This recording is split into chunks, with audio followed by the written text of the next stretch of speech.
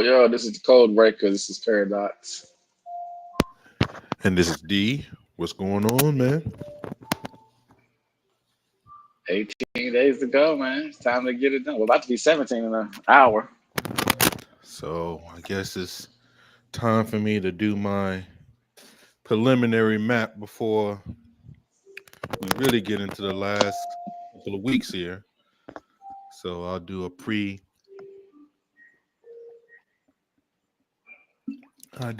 map as far as what I see, and then you can do yours, and then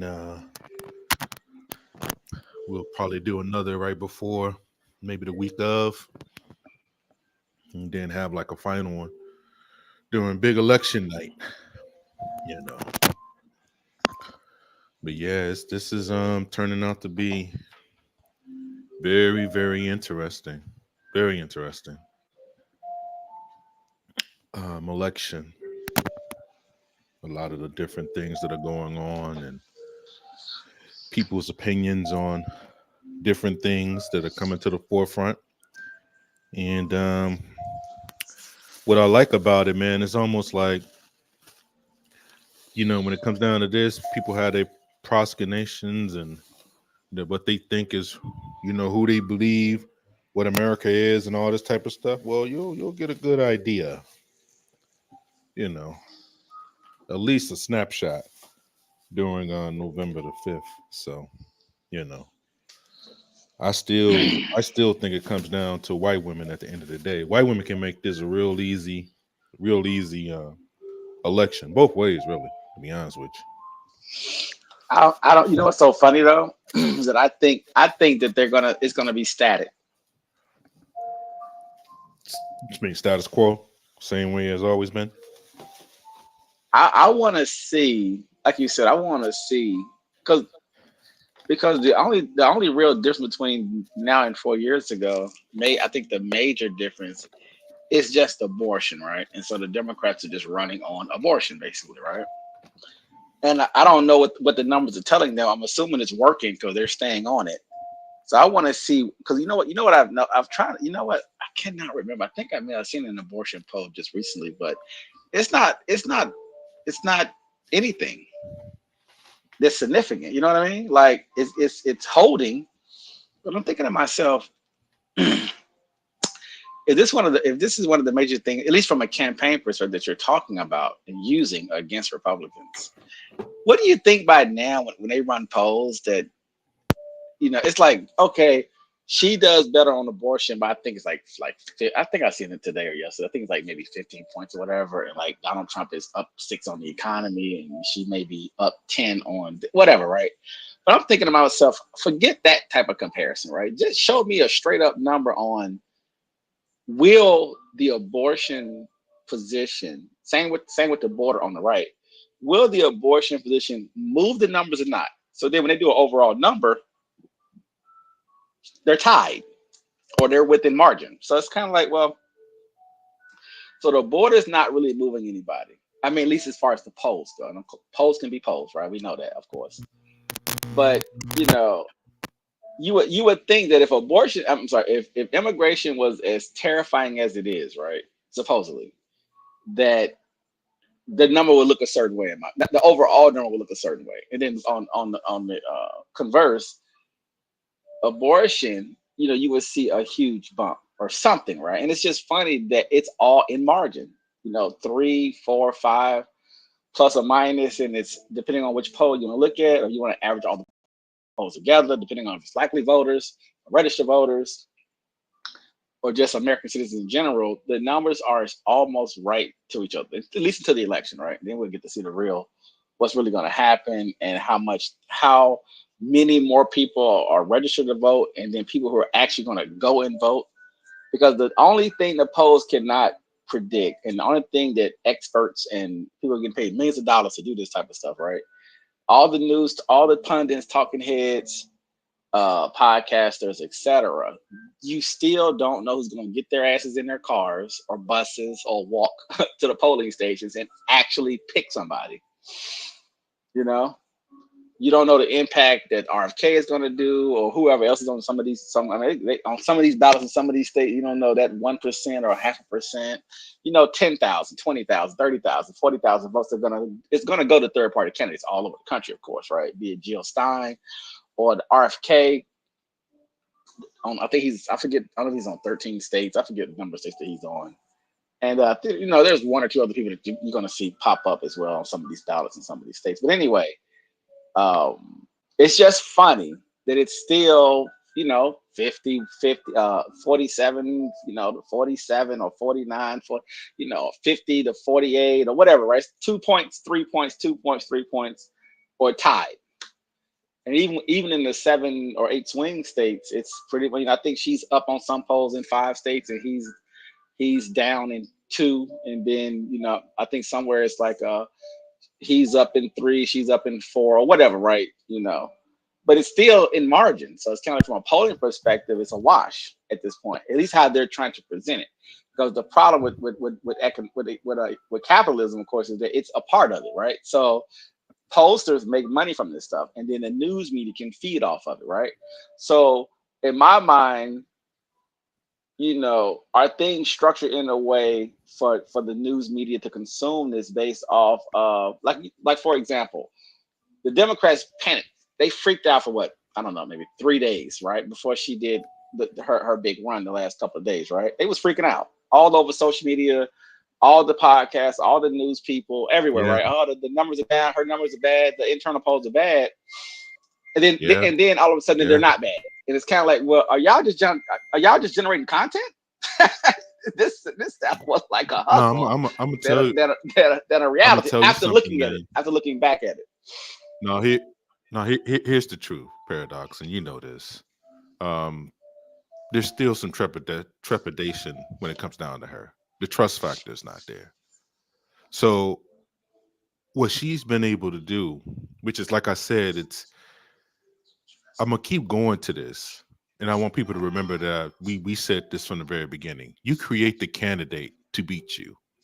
Now, I don't know why pressure applied to her make her overperform to a degree. Like, she overperforms, right?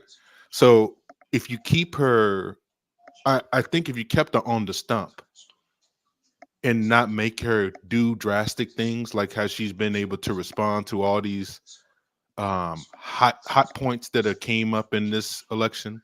Because remember, at first it's like she didn't do enough interviews. Now she's doing all kinds of interviews. I mean, boom, boom, boom, boom, boom, hitting them. And the more she do them, the more she gets in the pocket, right? You would rather have her. I'm saying, if I'm opposing, right? I'm trying to win. I'm trying to get to 270. I don't want this, what she's done over the last 3 or 4 days, especially coming up to the end of the election. You don't want to get cold broken at your strong fort. You don't want somebody coming down to your castle. It's almost like Game of Thrones reference, right?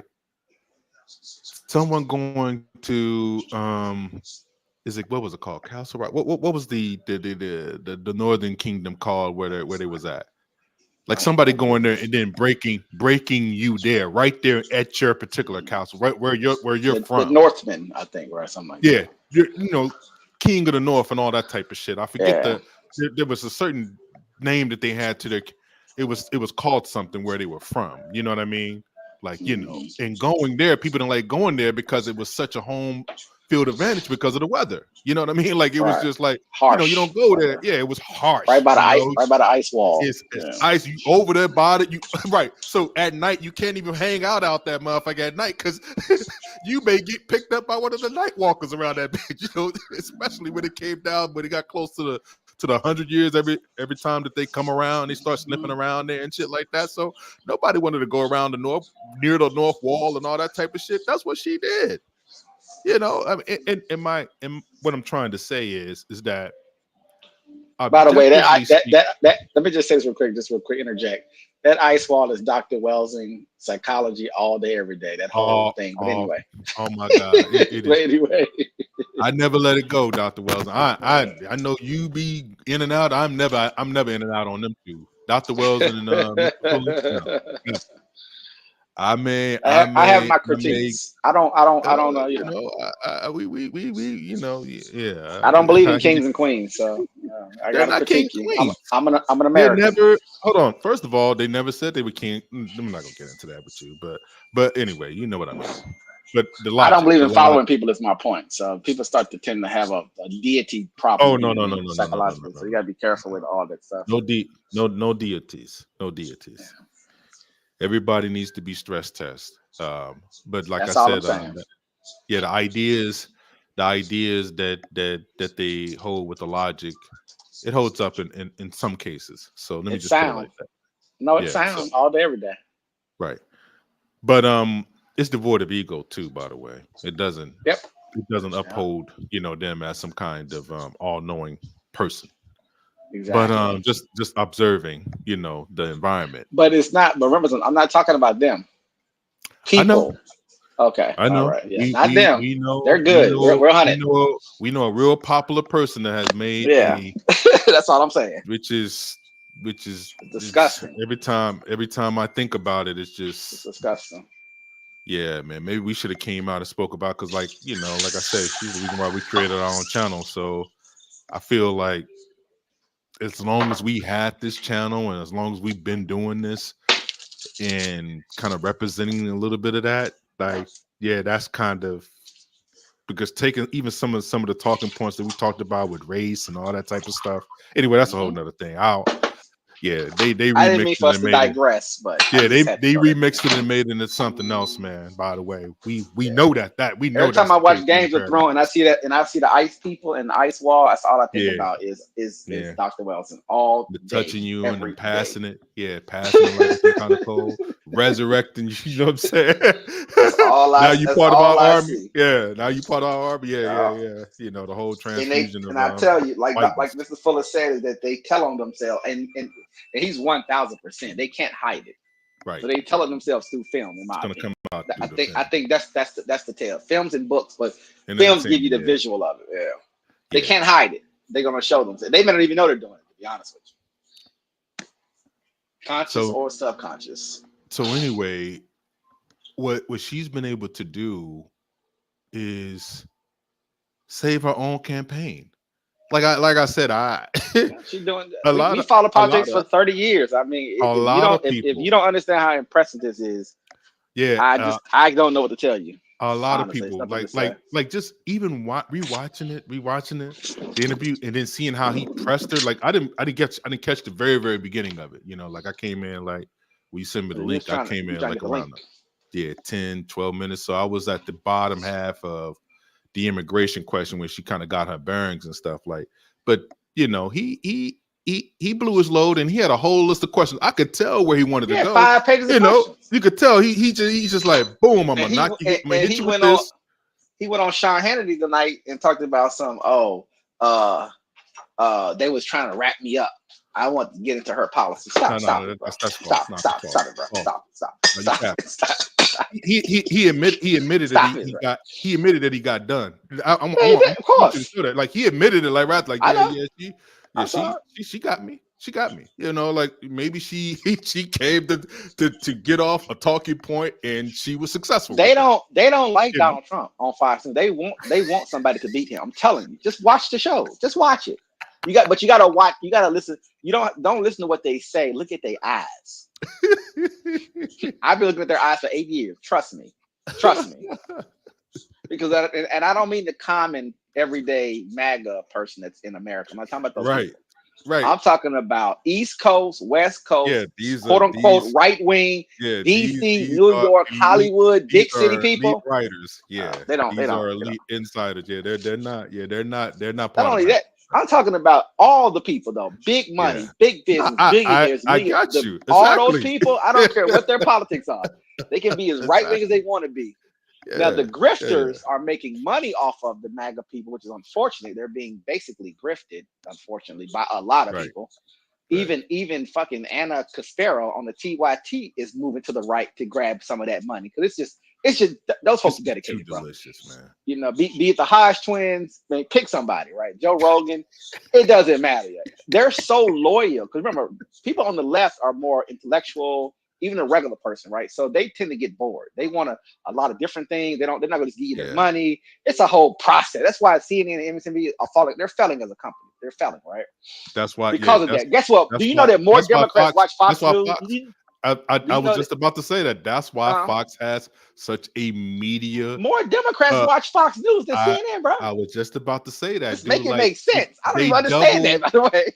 They double and triple the viewership of those so-called liberal channels. Those liberal channels don't get that, and that's how weird. And how they run it in reverse when it's all glitz and glamour, when it's not sort of like an entertainment show that they do on Fox, because it is more entertaining. It is more of a production style, but it's been that of the way. news. Even it's been that way.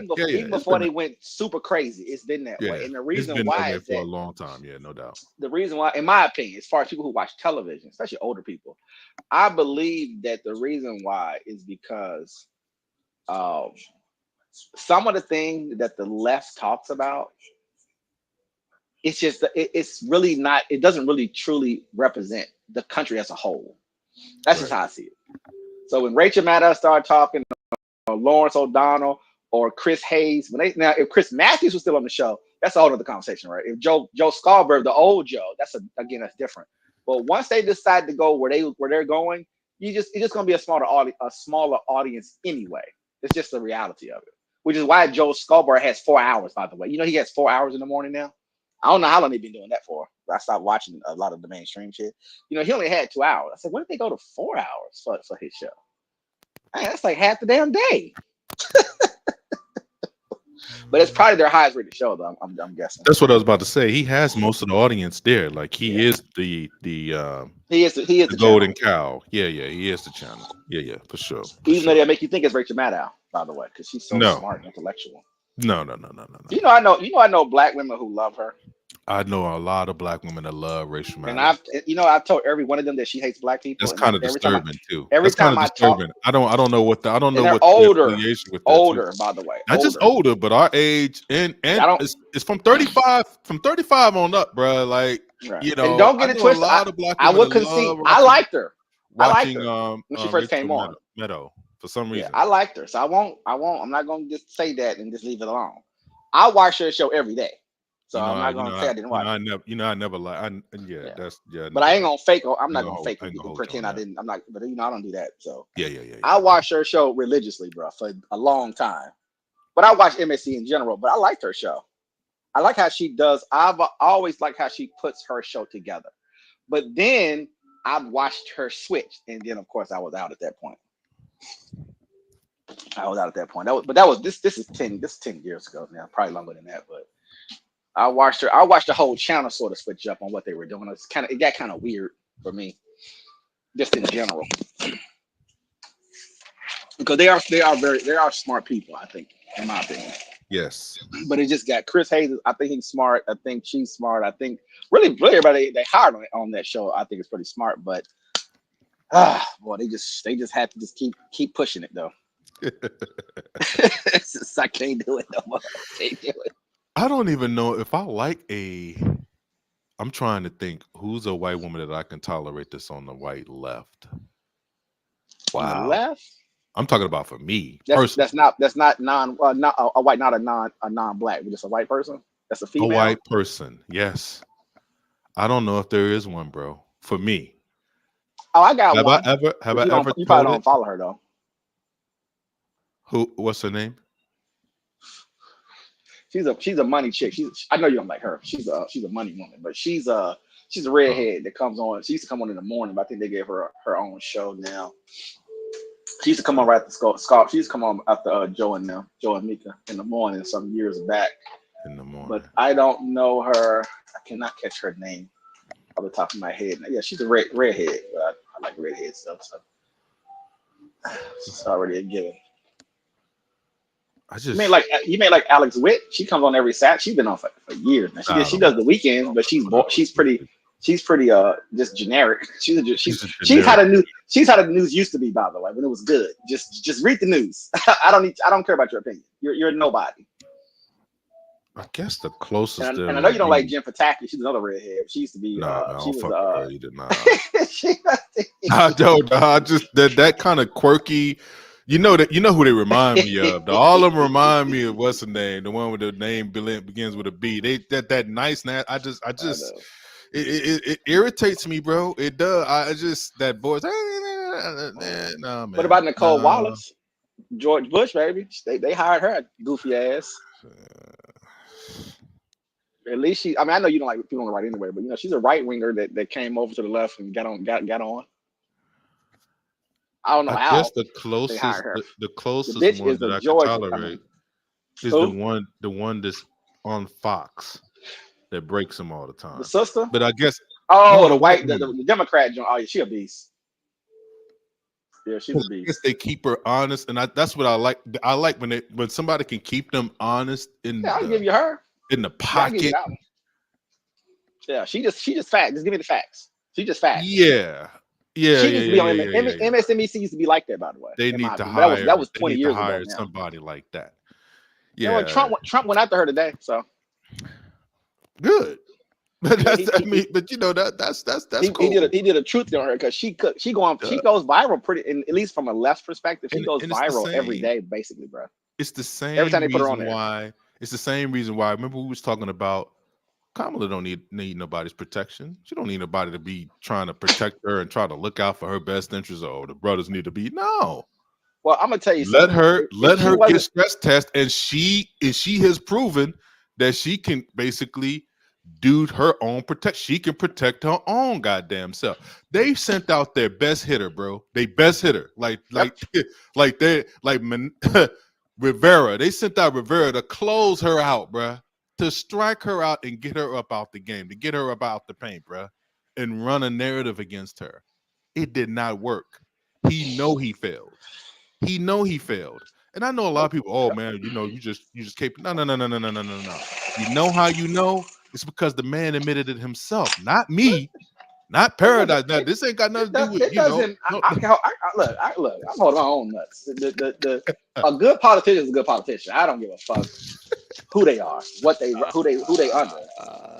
You know what I mean? And the thing is that either you we've been watching shit for 30 plus years, bro. Even if you are if you like politics and you like politicians and how they operate and how the whole machine runs and how they adapt and adjust and the ones that fail and the ones that don't. I mean, it's an amazing thing because it's a tremendous amount of pressure. You got to do a lot of material, a lot of studying, and you got to be ready to pivot out of things. Some very, very skilled function because you're having to figure out how do you lie, how do Right. you obfuscate, how do you Pivot. manipulate, how do Yeah. you bend the realities of the world on the largest stage. We're the greatest empire the world has ever seen. It's not a small thing. Everybody seems normal and regular. This is a big deal, right? The whole world watches Huge every deal. single thing that we do, bro. Period. Very huge. Yes, absolutely. We have over 220 democracies around the planet. We control, we manage, and we nurture and yada yada yada, right? And even replace people. But anyway, not to go down that road. So the thing is that to watch a woman come out of California, you're talking about San Francisco, right? Left. And to be able to get a VP out of Minnesota, which I think is Minnesota, right? But Minnesota. so Yeah. to be able to bring that around and deal with that energy, which is kind of weird to me, but to deal with that energy, to deal with the California energy, and then be able to adapt to every state. Remember, she's adapting. I know. A lot of politicians have a hard time Very much moving so. from the deep south, the southwest, and then the panhandle, not the panhandle, but the bottom of Florida, then be able to also go to New York and deal with that nonsense in Pennsylvania, and they can go back to the Midwest. So she's in the Bible Beltway, she's in the Rust Belt, you know, she's everywhere. And for her not to for her, and it is very difficult for politicians. That's how you know it's levels to it, right? Trump is good at it, of course. Obama, people are good at it, of course. The ones that end up picking tend, for the most part, tend to be at least somewhat competent of being able to do what we're talking about, of course. But she's rising to that level of a case. So even if I was telling someone, even if she lost the presidency, even if she lost this presidency, she would be, in my opinion, the surefire 2028. I'm sorry to all the Shapiros and the boy out in California and Pete Buttigieg. It's gonna be hard for them, for her, if she came back around.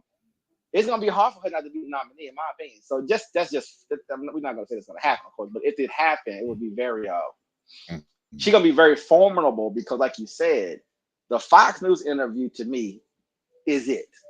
Period. She could just, if she wanted to, she could just go on a whole right wing run at this point. She's gonna do Rogan. Yeah. I think her and Trump's gonna do Rogan. Yeah, but that's what I'm saying. Even though he's not, they don't want to interview her no more. Well, why would you? It's you structured something around her being an incompetent, bumbling female, and then when it don't work out for you, what do you do? Because Trump was trying to call her stupid relative to Hillary, and then once she does these interviews, that word just sort of fades away. Now it's still there, but it's not sticking anymore. It's too many clips, too many things running on TikTok, Instagram, where you're seeing her communicate one-on-one. Charlemagne, Roland, and then Brett, and then of course the gay dude from Shade Room, etc. And so as she and Oprah and we talked about it too, by the way, right? We said that Oprah interview is going to be the one, right? Yeah, Oprah coached her. Okay, we can see some things she needs to fix up and correct and clean up. And even though she still wants to add a few more, tighten it all up. And from that moment, you will see her, like you was talking about before, is that Obama was able to do it, and even Trump was able to do it, which is very quickly adapting, That's the key a lot of times for a presidential politician, in my opinion. How fast can you adapt as things change? 2 hurricanes, right? Israel is attacking Lebanon, southern Lebanon, and Iran is attacking them, and they're preparing to attack.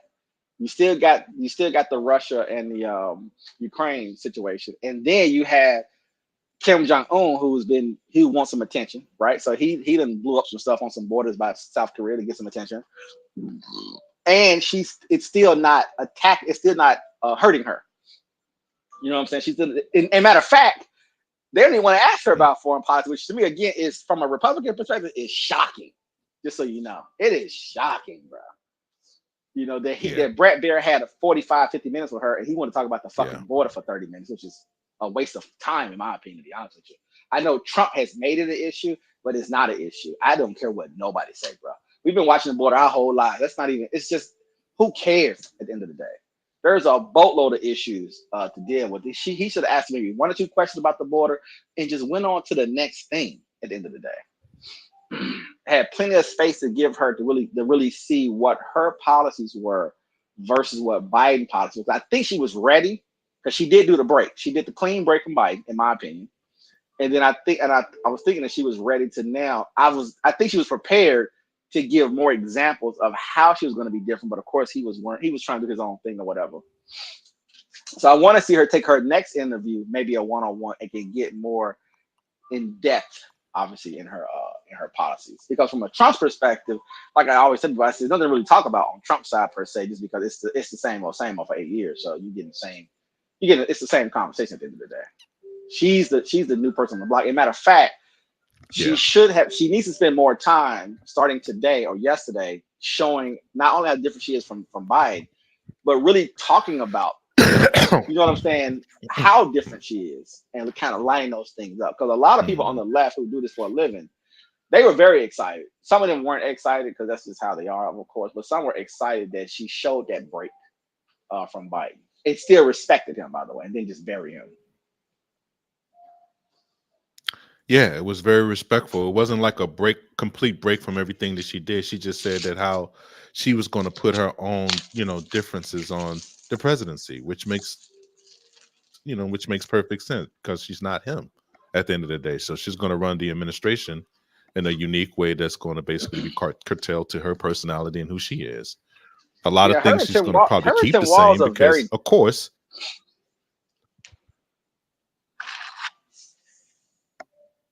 Is there a delay?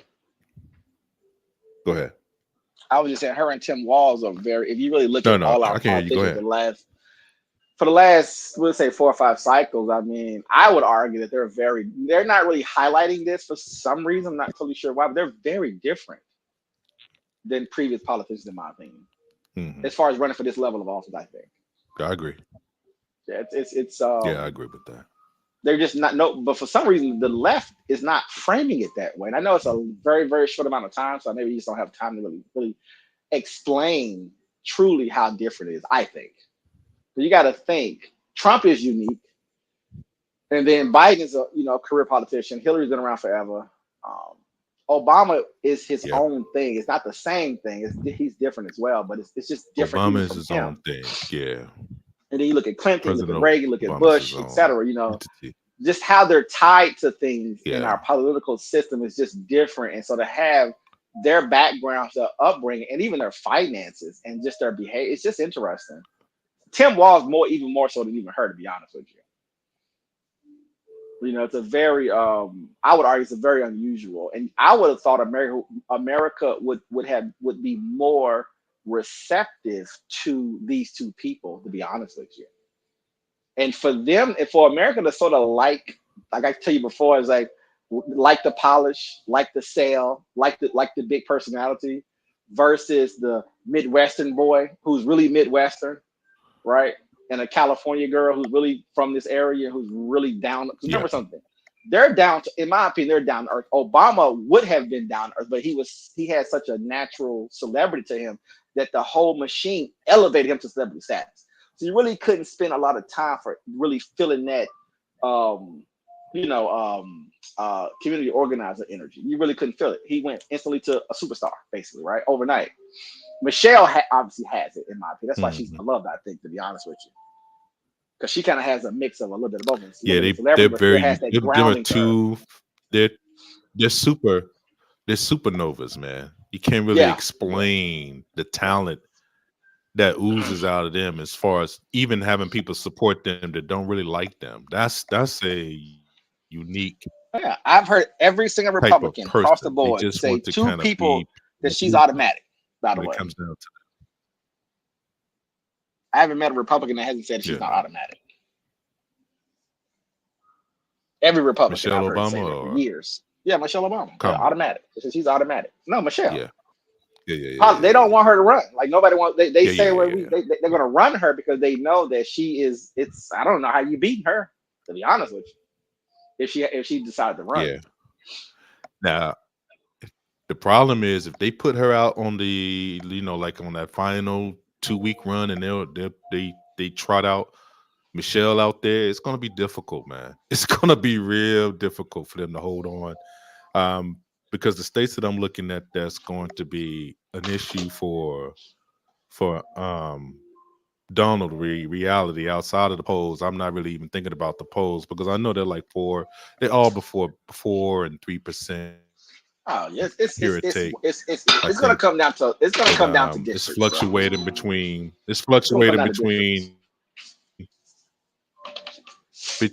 between her and depending on who's doing the poll in the week and stuff like that. So I know it's been back and forth in the swing states. Yeah, so, but it's gonna be turnout. Okay, it's gonna be turnout. I think at the end of the day, like it always is, gonna end up being just who you're gonna actually get to physically go and vote or mail in their vote. Like that's gonna be the major thing. And then from a state's perspective, it's gonna be more about districts. Certain districts and certain states are gonna carry that state, in my opinion. It's gonna really boil down to that, I think, at the end of the day. And it's hard to really get. I mean, that gets very nerdy. You know what I mean? But it's hard to kind of get that information and really think like, because certain districts are going to carry. They carry states every cycle, of course. But making sure that those folks get out there and vote is going to really be I think the difference at the end of the day. Every state is going to be it's going to be in the thousands. And when people say your vote don't count, it's like, okay, this is a great just like 4 years ago, to be honest with you. Every vote's going to count at this point because everything is divided 50-50 basically.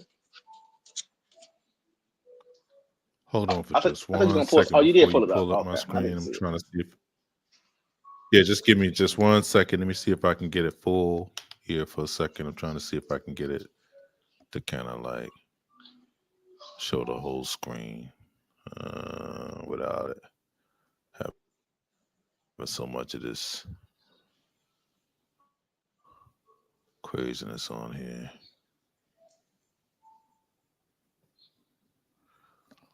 And man, I'm gonna tell you this. I'm gonna tell you what's gonna go viral starting, I Let's guess, probably see. tonight. Is Donald Trump's interview on PBD is fire, bro. What's that? It's fire because PBD he good. You know he a salesman, so Okay. he good, man. That boy good. But So he worked. that interview, He worked his magic for him. That's good, man. it's a master. It was a That's master good. class, bro. I'm not even all the way through it yet. I was gonna not I'm even do glad the he did show his right now. I was thing. just gonna watch that and go to bed instead of doing our show because it was so good. I'm like, man, this right here, this is because remember PBD is very anyway. I don't want to talk about him right now, but I would just say this is that there is a part where they focus just talking about black men, bruh. That thing was, man. I'm telling you, boy. If Trump could just stay right there in the pocket, So you got it him in would the be. pocket It with really black would. men. That's what he needed to do. Yeah, the problem is he Oh, he can't stay there cannot. though. He gets distracted. That's the problem. If he wouldn't Go get ahead. distracted, he'd be good to go. But he started talking about arresting politicians and the enemy within, and all this goofy stuff. I'm like, yo, nobody want to hear that shit. The Shit don't even enemy mean within. anything, bro. Yeah, that that part right there, dude. Like that is wild. I mean, And it's not I know who even he's that feeding. he's I know who going he's to feeding. get National Guard and stuff like that, troops and stuff like that. Right. Right. No, I don't think I don't It's believe just anything the he's fact saying when it that comes to that shit. But it gets that can be it gets used as clipped. yeah. It feeds the base at the end of the day. His base is highly conspiratorial, and they need to eat, and they live off of all that stuff. And so They I gotta get what eat, he's bro. doing. I get what he's doing, but it's like, bro, you can make this race very. He could be about 5 points if he just bends a little bit. In my opinion, it's right there for the taking. To be honest with you, that's why she is tapping. You saw what she did before she did the Brett interview. She did a little meeting with a whole bunch of Republicans, right? Because she's and of course the people on the far left is pissed, of course. But anyway, they're a Yeah. small group Oh of yeah. people that's loud. But anyway, she's moving to the center and trying to pull those Nikki Haley votes, pull all that over to her. And it's very interesting watching kind of watching it play out. And I'm looking at him like, bro, just go say a couple of things here, and they're yours, basically.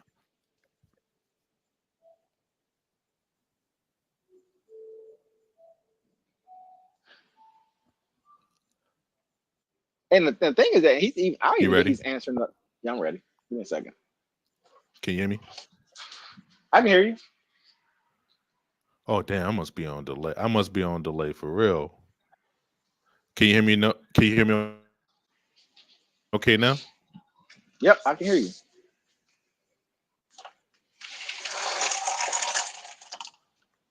Can you hear me Hello? I can hear you, okay? man. I hear you. It maybe it's like I'm not if it's a delay or not. I must be on the delay. Damn. All right. I'm gonna let you go. I'm gonna pull up the map.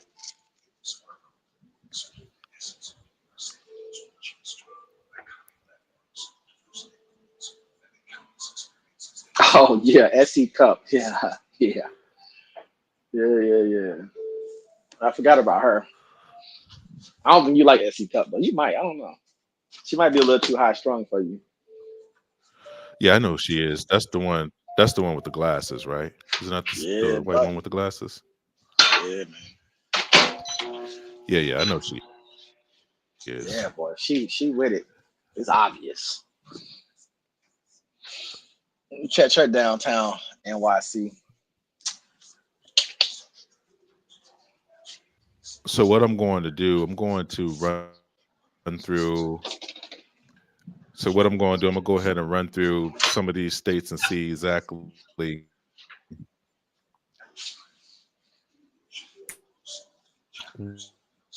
where I'm at with it. How I get in Wisconsin, because I think Wisconsin it may go Trump way. Well, guess what? Wisconsin. I think that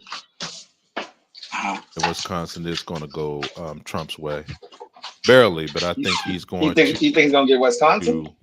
he's going to squeeze out Wisconsin. I don't think that. So that means that the blue wall is not going to follow the same track. Oh, you don't think I she's gonna do. hold the blue wall? I do. So I have that leaning towards him. Um, I don't think he's gonna hold. If he holds the blue wall, then it may change my mind. Like I said, you brought up not that many black people that are in the state of Wisconsin in a way, outside of the cities of Milwaukee, and I forget the other little small city that may be close to Milwaukee. And I'm not including Green Bay. That is in Wisconsin. There's not, we don't have a significant number or urban people even in that particular state to kind of make up the difference. So I think that that's the reason why Wisconsin has always been in play to me. I think Kamala squeezes out in Michigan, and in PA, I don't think that PA is going to be as close as some people think it's going to be. I think it's going to be one of those where we may have to count votes. Yeah. Oh, yeah. They're definitely gonna count us. Probably Yeah, they definitely do that for sure. for a while, but I think that the urban vote is going to probably overtake. Um, it's going to overtake them there in PA. So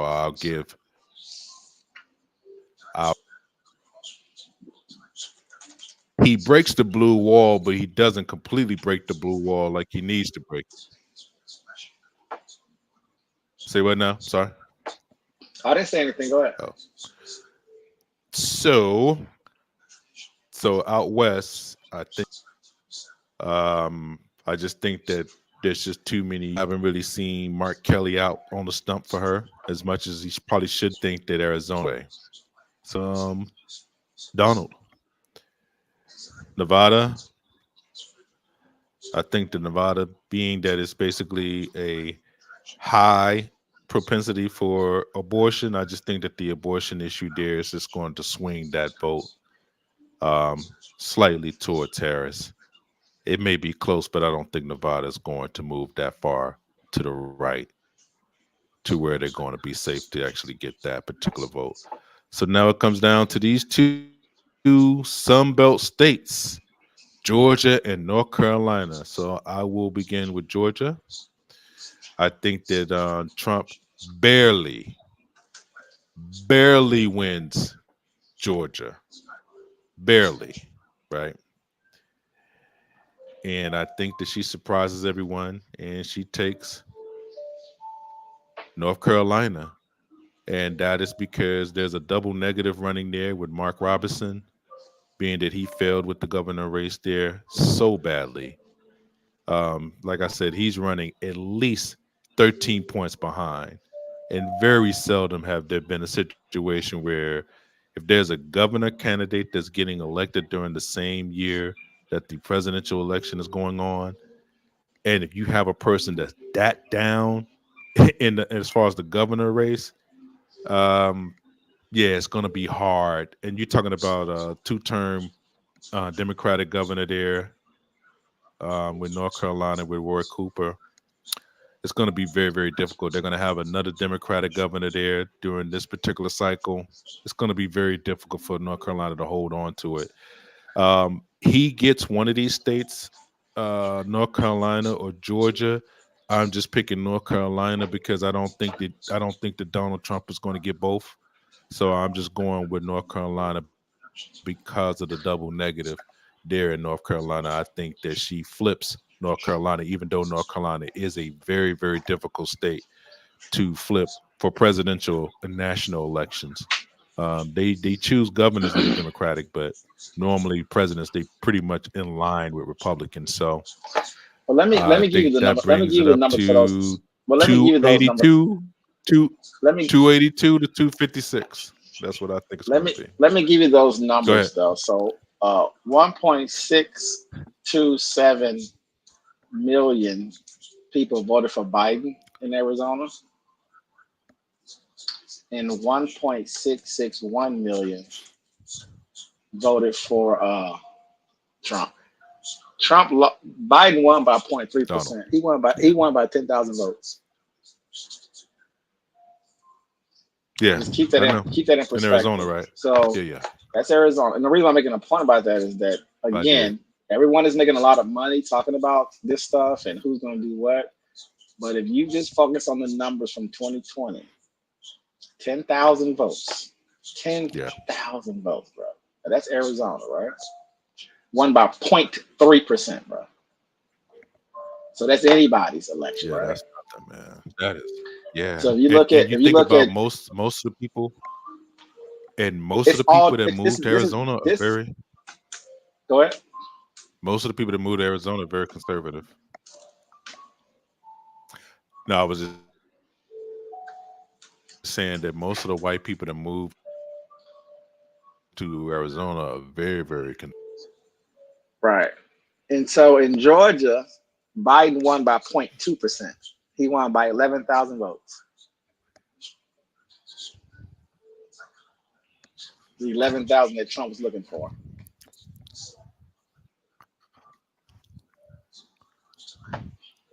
So again, like what people.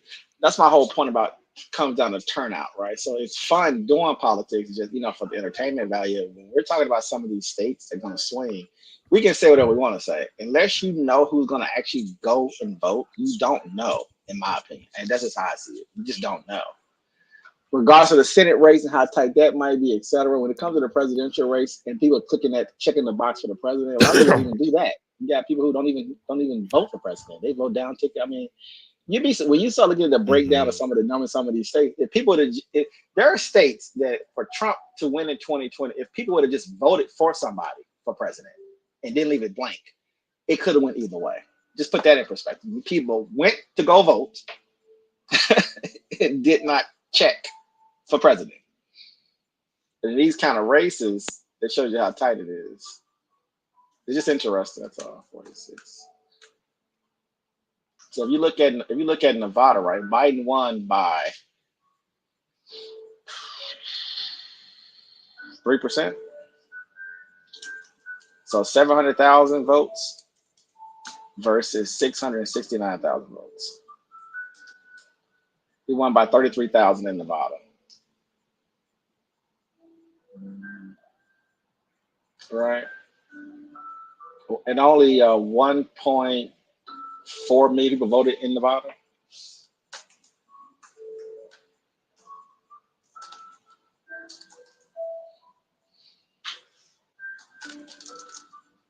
Oh, he dropped off.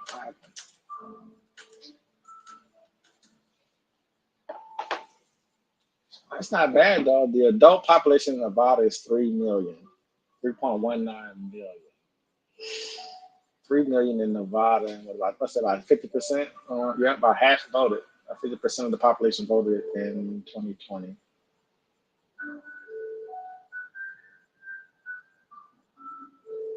Wisconsin, Biden won by 1%.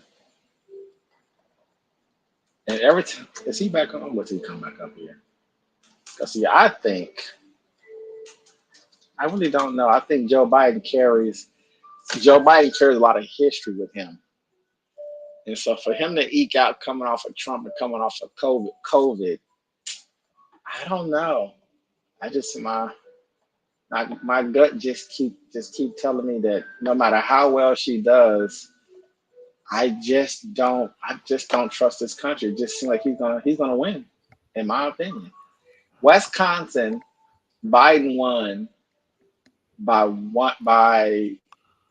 Let me see. Let's see. He won by less than 1%. What is that point?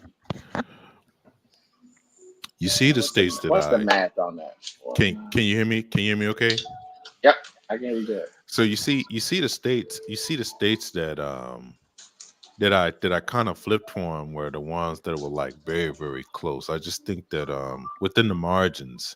But they're swing states for a reason. So Right. my point is that I don't think anybody has an answer. Right. Because it's turnout based. Right. Period.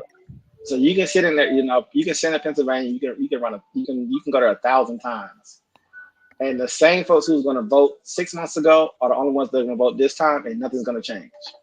True. And you're gonna move a couple of thousand people, that's what you want to do. Of course, that's the job. Of course, but I'm just saying that. Yeah. That's why they're trying to sell everybody on the idea. But I'm like, you can yell and scream all you want about Trump being a monster and she's being stupid, but these are your two choices. The 50% of the country who vote, they're going to vote again, right? You're going to get your 160, 170 million people who are going to vote. And you might, but like I said, until after the election, you won't know if the money you spent and all your talking heads and pundits and everybody spending everything, you really won't know until after the election. It's just no way around that when you're talking about 10,000 votes, and every state has multiple millions of people that's there, and you just don't know the prevailing winds of individual lives in the moment in time on November the 5th or prior to that for early voting. Who's going to feel like actually voting? You understand? You know what I'm saying? And think about this, even like this, as big as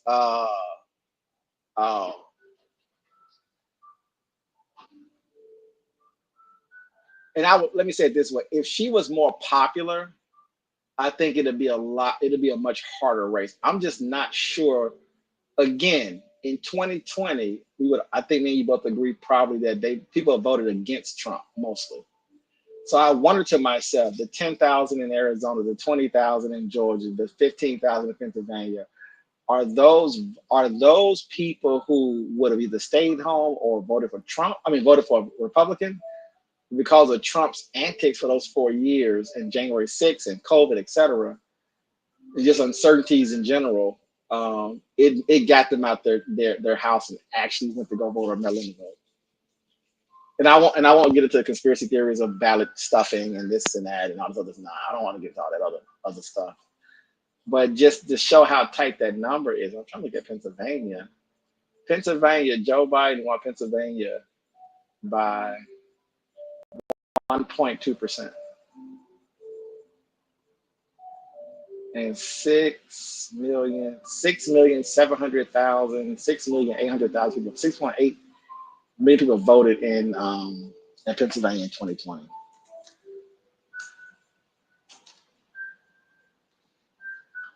What's the adult population in Pennsylvania? The adult population of Pennsylvania is 10,300,000, and 2.4 million of them are seniors. And how many voted in 2020? Wow, they get a high turnout too. Isn't that, what is that? That's 70%? No, they do vote in Pennsylvania. I think it's about 70% of my math is right on that. Are you still there, DC, or did you drop off? Hello? No, I'm here. Can you hear me? Yeah, I hear you. I can hear you. You're clear. I can hear you.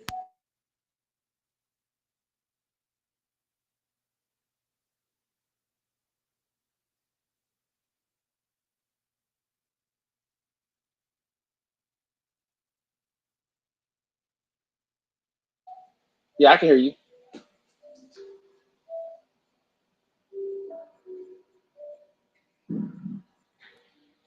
DC, if you're talking, I can't hear you. No, can you hear me now? Yeah. I was just saying there's 10 million people. It's 10 million folks in Pennsylvania and 7 million plus vote. The 7 million adults, 10 million adults. Yeah, they participate out there. Yeah, no doubt. That's pretty high. Now in Michigan, Biden won by 47.8. What's that? 48, 49, 50. So almost 3%. I mean, it is tight, bro. It's tight. It's tight. It's tight. Real tight. And you said, what were you saying about Michigan? Let me do the math on that real quick. What were you saying about Michigan The earlier? urban side of Michigan, I think is going to help pull them through. I think it's going to be tighter than 3%. So But you're I think saying that that Michigan's gonna pull out more. You mean minorities basically? yeah, and Or quote they unquote have a minorities. significant Indian population there too.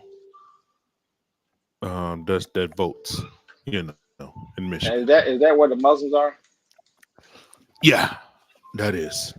So Joe Biden won by 154,000 votes. Yeah, I don't think it's going to be that many for her. So I think the states that I still have He her won by winning in, 2.8%. he I know that. closes the margins. I think it's the same in Pennsylvania too. It's like 100,000, right? Or close to it. What do you mean? 100,000 that he won by votes. Just get the number on that. Yeah, it's 150,000. No, let me do the math on it. I don't think I did it. I didn't do the math. Give me a second. Pennsylvania. There we go. Pennsylvania, he won by 50%. He won 50% of the vote. Trump lost by 1.2%. So it was 3.505. So it's that 7 million voted in Pennsylvania. Oh no, not Pennsylvania. We talking about Michigan, right?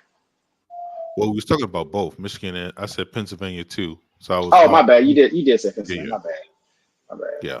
So 3.4 million. Let's see, 3, 4, 5, 6, 7, 6, 7, 4.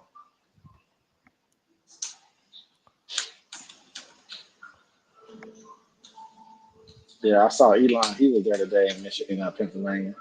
80,000. 80,000 in PA. 80,000. Yeah, that's close. That's out of 7 million. Yeah, that's So very most close. of their adult population votes.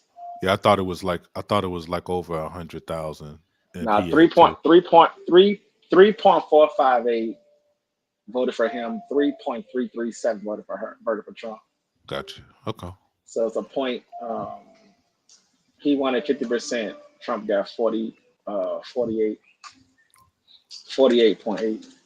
1.2%.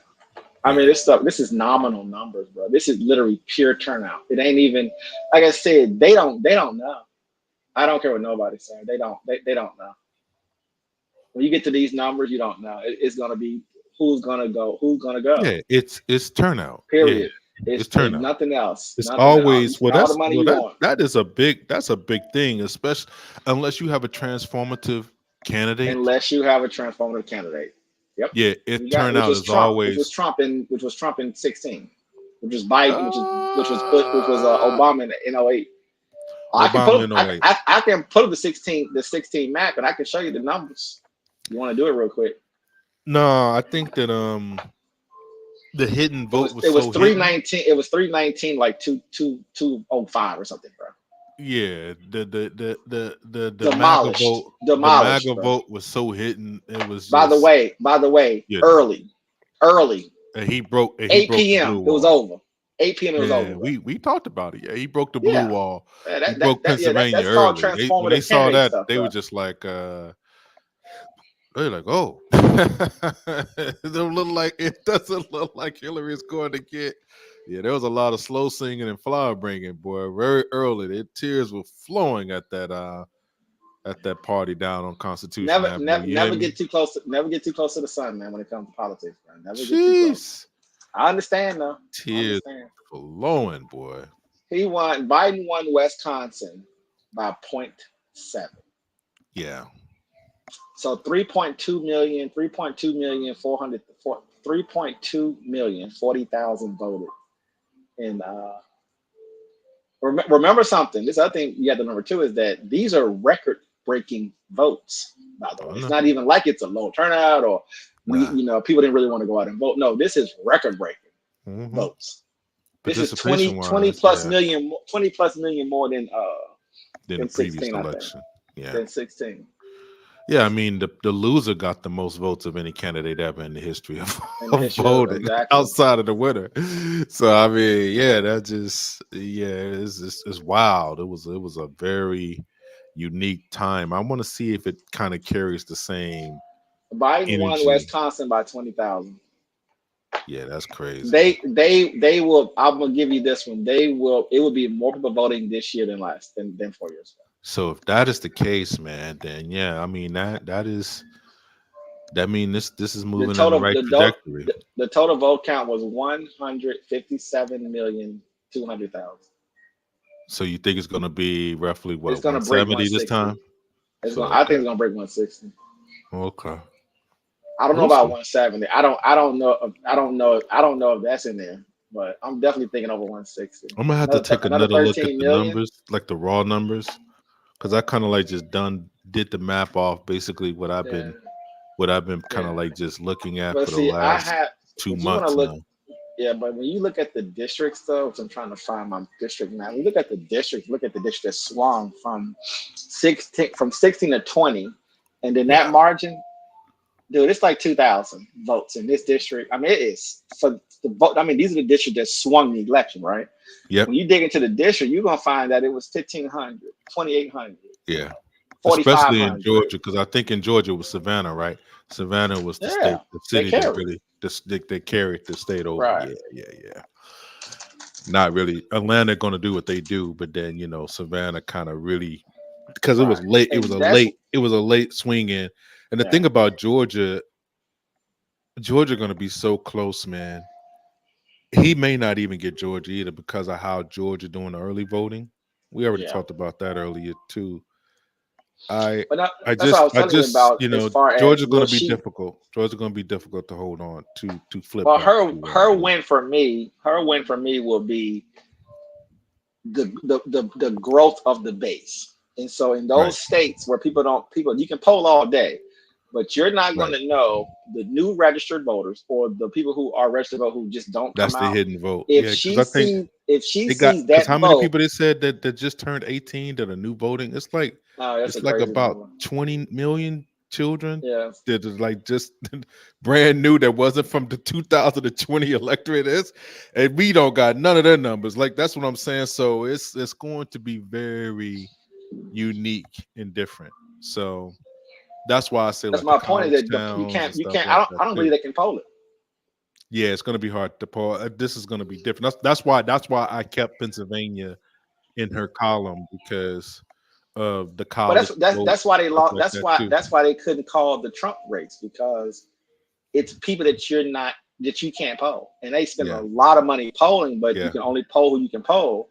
yeah, And I think because she's a unique candidate, in my opinion, yeah. you can It's argue that if very you want unique. to. Yeah, it's very unique. And Meaning that either people are gonna perform the same as Biden, or like you said, it's three choices, right? Over, under, or the same. Basically, yeah, if she just does what Biden does, she wins. yeah. I if think she finds a space where she can offset those white voters in the Midwest and Pennsylvania who are not going to vote for, they may not even vote for Trump, but they definitely not exactly going to vote for her. right. They're Biden people who was mad at Trump, basically, right? That's Yeah, you want maybe it's a 500,000 people, maybe 1.5, whatever the number is, right? If she can just outgrow that number, like you said, that would be the surprise, right? Which is okay, she didn't yeah, carry the district that Biden carried, but she tripled the vote in this and district in yeah, Georgia. So it's like, well, yeah. yeah, she offset that number plus, right? They not polling for that, See bro. that, They're not and polling that's for the that. problem. That's the problem with Georgia and North Carolina because see, like North Carolina is like I said, they're dealing with a situation where they got a very unpopular candidate. It's a double negative. He's a black man. Plus, he was on some very, very controversial boo boo ha ha out there. Oh, you think that the governor is going to impact the president, huh? I Okay. do for them, and not just because they don't have a problem voting for a Democrat in North Carolina. They just don't vote presidential that way. So that's been the big thing. I just think that this time, because it's so negative, and he's been such a that he's suppressing their vote, is what I'm saying. So the people that would normally vote Republican may just sit this one on out because of how helpless it is for him to vote. So not to say that the electorate is not there. It's just that it's suppressing the vote because of the energy of how bad of a campaign he ran. So he didn't energize the base enough to get them out there to vote for Donald. Straight down the line. You see what I'm saying? Like it's that's And the you know it's what? going to be Because close. It's going to be close still, but I just think that that's going to be the surprise. I already think that Georgia is the one that I really I kind of flipped on Georgia, but the only reason why I did that is to kind of make it look a little bit more competitive. But I would not be shocked if Georgia wins it by a solid 1 to 2%. I just think that Georgia's just not the same as it used to be. You got 2 Democratic senators there. yeah. Brian Kemp, when he leaves, if Stacey Abrams runs again, if they don't have a strong candidate that's a Republican there, she will win. It's just, it's just not. Georgia is holding on to a thread. Well, I think what's going to also help this election this year, why I think the numbers are going to be up, because I think all of the House members are up for election. The whole House is up. Yeah. Even though, 90, 80, 90% that's going to already be automatic. Regardless, though, I think it's going to push more folks to probably come out and vote as well. So that's going to help. And there are some key Senate races that's also running right now. Texas, Arizona, I think Minnesota. What am I missing? I forgot. I've just been watching those debates. Maryland. I'm missing a couple of states right now. But I think that's going to also probably drive some of the numbers. So that's going to also, I think, make it a little bit more unpredictable as far as polling is concerned, in my opinion. Yeah, for sure. I'm trying to get, where is it? Do you want to go over one of the interviews, or you just want to just not do that? What interview are you talking about? The interview with Oh, you want to do the Brett Baer interview? Yeah, the one she did at Fox, because it's short. It's not long. We can play. We can close out on that, because I gotta jump myself. Okay. But let's do that one. Then we can. Unless you want to keep going, I can let you rock. But it's my bad. I wanted to go earlier, but that's my fault. I wanted to give maybe 4 hours, so I'm like, I can't do that tonight. Let's see. We'll just come back for the people either tomorrow. We got 19 days. I want to go hard this weekend. But I wanted to at least get my preliminary map out. So the map is great. I'm hard on people with this election, because I like me and you both, we follow pollsters, we follow experts, we follow people who do this stuff. They do small micro polling, and they meet people and do all these little small things all over the country, spend millions and millions of dollars. And I'm like, you can talk to those folks. You can talk to those folks all I you wouldn't want. do that. Yeah. I mean, they're doing it. I mean, they got you, right? It's a business. Yeah. I mean, that's the business model, but yeah. I think they over some people are over polling, like you said, like the districts. People are over polling MAGA like it's still hitting, and it's not hitting anymore. Everybody know who MAGA is. Everybody know who those people are. Yeah, they gotta stop lying. They gotta stop lying about the Republican stuff, because, like you said, they gotta be very honest about that part. It's locked. You're not growing that. Yeah, he has solidified that group. Yeah, that group is not. And he made a conscious decision to not grow. Right now, I would give Trump this. I will concede that he might draw in some more people. I just don't know if it's going to be a wash or not, right? So, like you said, people are turning 18. People are also turning 45 and 55 at different ages. And so different age as people groups, age, true. the people who have aged in the last 8 years or last 4 years, they're all 8 years older now, right? They so care about more about their pockets, their taxes, their 401, and they're maybe less sensitive to rhetoric as well. And fear mongering, right? True. And so I would concede that he might see some movement there. I don't know if it's enough. The paradox, the suppression of the vote in those Sun states, that is real, bro. Like, white people feel like they're losing Georgia. They know it. They can feel it. You know what I mean? Like, it's not the same. You know what I mean? Like, and then America plus the black it's transient, right? We talked about how Stacey Abrams is such. even though she can't win the governorship there, she's so strong with getting the rural areas to vote, the black towns. Georgia has a lot of small black towns there, bro. That's been there for years. They probably never really even voted. And she's like, she'll go there. She'll like, hey, vote here, vote there. You swear you can get your role. You could do early voting. That early voting thing, shit, man. That that I think that changes. I think that changes Is this that is changes this Georgia. is this real? What's that? Oh my god, I ain't gonna say I hate. I ain't gonna say it. What happened? Let me play this. It's only 30 seconds, right? Let me play this real quick. Let's see. Okay. This is just funny. I ain't gonna. I don't want to go on my anti. I'm not gonna say anything. Let me take a look. It's just like I keep telling people. I said, people keep thinking everybody are enemies. It's just you're not. You're not in the real world, man. You live in somewhere in fantasy land. But anyway, let me show this. Let me see. It's quick. It's only 30 seconds. I just want to hear it real quick. I just noticed it. They just had a dinner tonight.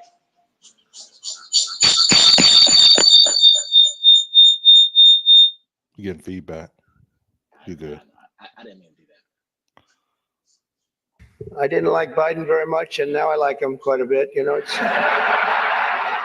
and now I say that she's much worse than him. He was a much better candidate than her, actually. And when we hopefully win, dispose of her, I like her a lot. But right now, I can't stand her. It's true. I can't stand. I've never liked people that I was competing against. When you do, a lot of bad things happen, and we are doing well. By the way, the votes are starting to come in. You got to get out and vote. And Catholics, you got to vote for me.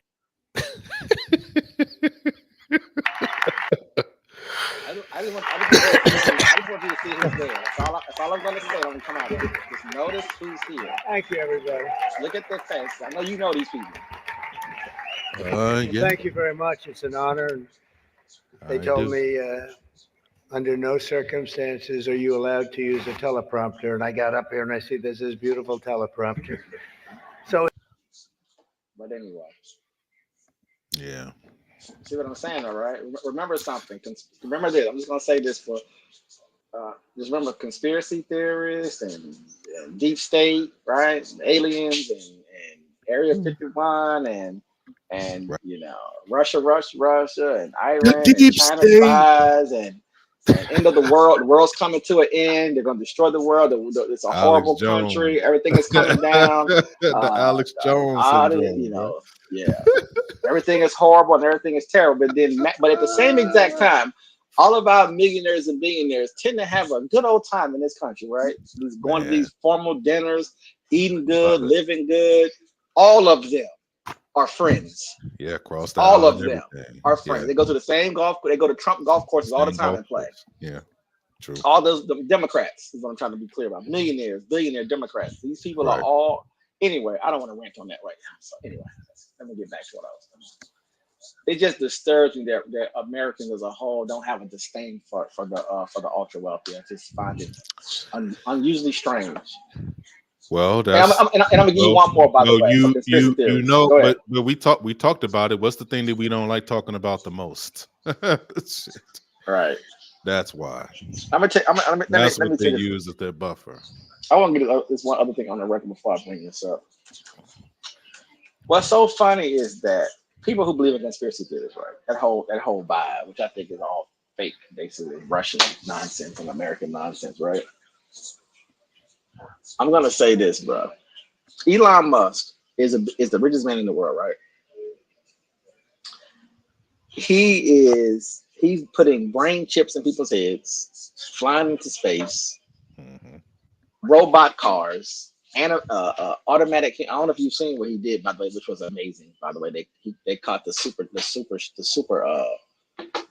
forget the name of that rocket, the heavy duty rocket. Okay. You know, it came back down and landed, and they caught that joint in that is amazing, bro. Yeah, absolutely. I saw it live, bro. To the crane or whatever. Yeah, that's amazing. Yeah. Amazing. I mean, Yeah, that was crazy. and he just Yeah, launched. we've been working with some of these technology that hasn't actually improved. That should have I ain't never gonna beat you up on the government remained the on the case. government side of things, man. And there's a reason why they done that, but I think that all UFOs are not from outer space. If you get what I'm saying, like they've been the technology's been up. The it's just technology's been technology. up. Yeah, the technology's been up. They this place anyway. But We can't talk about that here. my point about Elon Musk was this though. The so-called conspiracy theorists, and by the way, I had no examples, honestly, until Elon Musk, just so you know. I had no proof of this. For Elon Musk not to be conspiratized in this country, it's not real to me.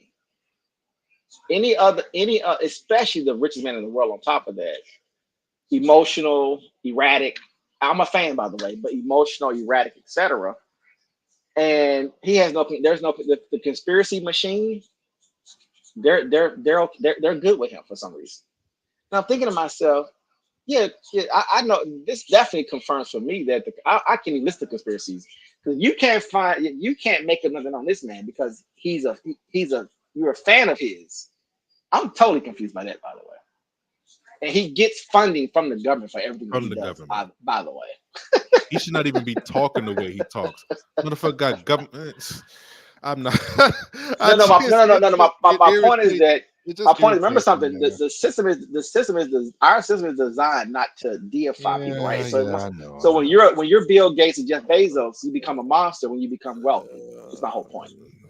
And that's sort of the pattern, right? Remember, Walmart was the enemy until Amazon took over. Then Amazon became the enemy, et cetera, et cetera. It'll be Nvidia, it'll be Apple, big mass production. It'll be China, it'll be Russia. Everybody who has power, who are very, very, it could be the Prince of Saudi Arabia, whoever, right?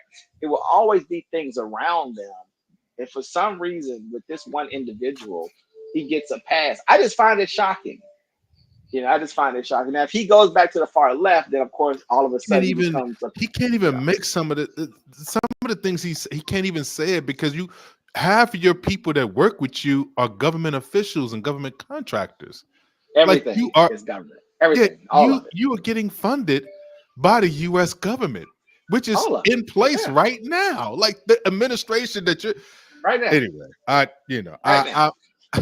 remember, Obama gave him the money. Obama gave him the money to start Tesla. And he's been getting money from that day until today. Billions of dollars. I know. Billions of dollars. And not only that, all the leases that he wants, all the deals that he wants, all of the remember, he's shooting things into space. He's developing military technology. I'm gonna tell you something. Yeah. When I saw that rocket land and get caught, I said, if you don't understand that America is far more advanced than China and Russia and North Korea, you are a fucking idiot. Yeah, don't it's put been that out there. they've been running that old space edge program. Of the future here. But what I'm saying, they've been running that old space program when they've been doing this just what I was thinking was that when we're talking about American exceptionalism and American power, when you see that rocket get caught, what I'm trying to explain is that you're seeing us being decades, maybe even centuries ahead of people on this planet. We are far more advanced. And I'm gonna tell you another thing. When you saw what happened, let me explain something to you. We can hit anybody, anywhere, whenever we want, and everybody knows it. So everything that falls below what I just said is entertainment and propaganda. Everything below that. That's why it's not worth debating a lot of things. Like I've been telling you, everybody knows. I don't want to talk to you about you making up stuff about these different countries and what they can and do and who's it. I don't care what politicians say about that. It's all spin. It's all spin. When you see if you just follow our military and private sector advancements, enough said. Remember, they're following us. Remember, they're trying to hack and get our information, not the other way around. But anyway, I digress. So I'm gonna play this. I'm gonna play this interview for you. You got a happy, but baby girl got a happy shout out in the comments, by the way. Let me take a look. Oh yeah, thank you, Miss Shonda. Yeah, my baby girl is growing up for sure. That's Queen right there. That's Queen. Yeah, little cold breaker is growing up, man. Yeah. Do you see it up there? Yeah, you see it up there. Yeah, I see it's up there. Yeah, yeah. Yeah, let me know where you want me to. I'm gonna let it play. So let me know where you want it. What parts you want to stop it at? Because I talk about this for 5 hours, by the way. I'm trying not to. I'm Yeah, trying to let's. quick Do if I you can. want to do it like tomorrow? I mean tomorrow, No. Saturday or We can something? no. We can do it now. We can run it again. That's fine. Okay. We ain't got number time. I just think it's just like a point of order. Like when we just now we back If into the it, political fence, you know, yeah, because I think it's important. if I need to stay up until 2 o'clock because it is what it is. That is just is what it is, bro. I'm All just trying not to. I'm fighting it, by the right. way. And, All right, so let's run it, and we'll like if you feel the need to stop it, because then you've already watched it twice. I've only seen yeah, clips the second time. I only seen the clips. I watched it live, yeah. but I I only watched seen it clips full. afterwards. I had to So I watch it haven't got again a because I full missed it from the fresh, very beginning. a full review of it. Because I've been spent today. I've been doing all Senate debates today. The one in Maryland was good, by the way, from a couple days ago. But the one in Texas was the Yeah, best one. That thing was, man. That dude, I forget his name right now. Who, up on Ted Cruz. Texas has a choice to make, and I think if you look at their numbers. Anyway, I ain't gonna say it. I told somebody on this show, on our be program, dangerous. maybe 8 years ago, I Gonna be said dangerous. Yeah, Texas is gonna go blue, and it's they gonna told me be I was a dangerous. fucking idiot. And I said, just wait, Yeah, I ain't gonna fight you on it. I wish I can go yeah, find that program. And people were telling me I yeah. was crazy about Texas. I said, you're not, you're clearly, and they live in Texas. The person who live, they live in Texas. Oh, I know, I'm from Texas. I don't care where you from. There's a thing called research and study. Okay, what does that matter? Yeah, I think Matter Ted of fact, Cruz. I think Ted sometimes Cruz being from a about the place paint. makes you blind to things too, by the way. You know, it makes you Yeah, sort of, when you're too I close to think something, sometimes you get a little blind about your environment. You think you know what you don't know. I think Ted Cruz. I think Ted Cruz is up out of here. I think is it I don't Colin? know. I think it's Colin Allred. I don't know. Because Yeah, I think he like I barely. was telling I you, think he barely. I but think he remember something. barely loses. I think he barely It, loses. I think it's going to be one of right. those situations where they keep. I forget the other senator. They keep the other one that's a Republican, and then they're going to just be split. This is going to be a But split Ted there Cruz for has a done while. himself a disservice. Unlike Yeah, he's a Nancy clown. Pelosi, He's not. He's unlike not very popular. He's not even very popular with the Republicans there. I don't think so. unlike Nancy Pelosi and what's my guy Chuck Schumer and the Yeah. Kentucky guy what's his name Oh, my boy, Rick. no the senator who's very very old now Oh, you're talking about who shut down Obama's shit. judge during the election year. Not Ingram. Mitch No, McConnell. Mitch yeah, McConnell. Mitch McConnell. Mitch McConnell and the guy from South Carolina, the gay guy Yeah. who pretends to be heterosexual from the Republican guy. Oh, come on, man. The black dude. You talking about No, white. You know the white boy. Old I thought southern, you this talking about old Scott. southern. Tim Scott. No, the southern, old southern boy. Him and John McCain was best friends before he passed, and he went, and then he just sort of lost his mind at this point. One minute he's for Trump, next minute he's against Trump. Lindsey Graham. Yeah, that's what I just said. Yeah. So Okay. if you look at those four old head candidates, Yeah. all four of them have one thing in common: they don't offend people in their state. It's the last time I checked. Ted True. Cruz, bruh, come on, man. Yeah. You can't have your state not like you, bro. On the They national don't stage. like him, dog. That's Jesus what I'm Christ. saying. They don't fuck with him, man.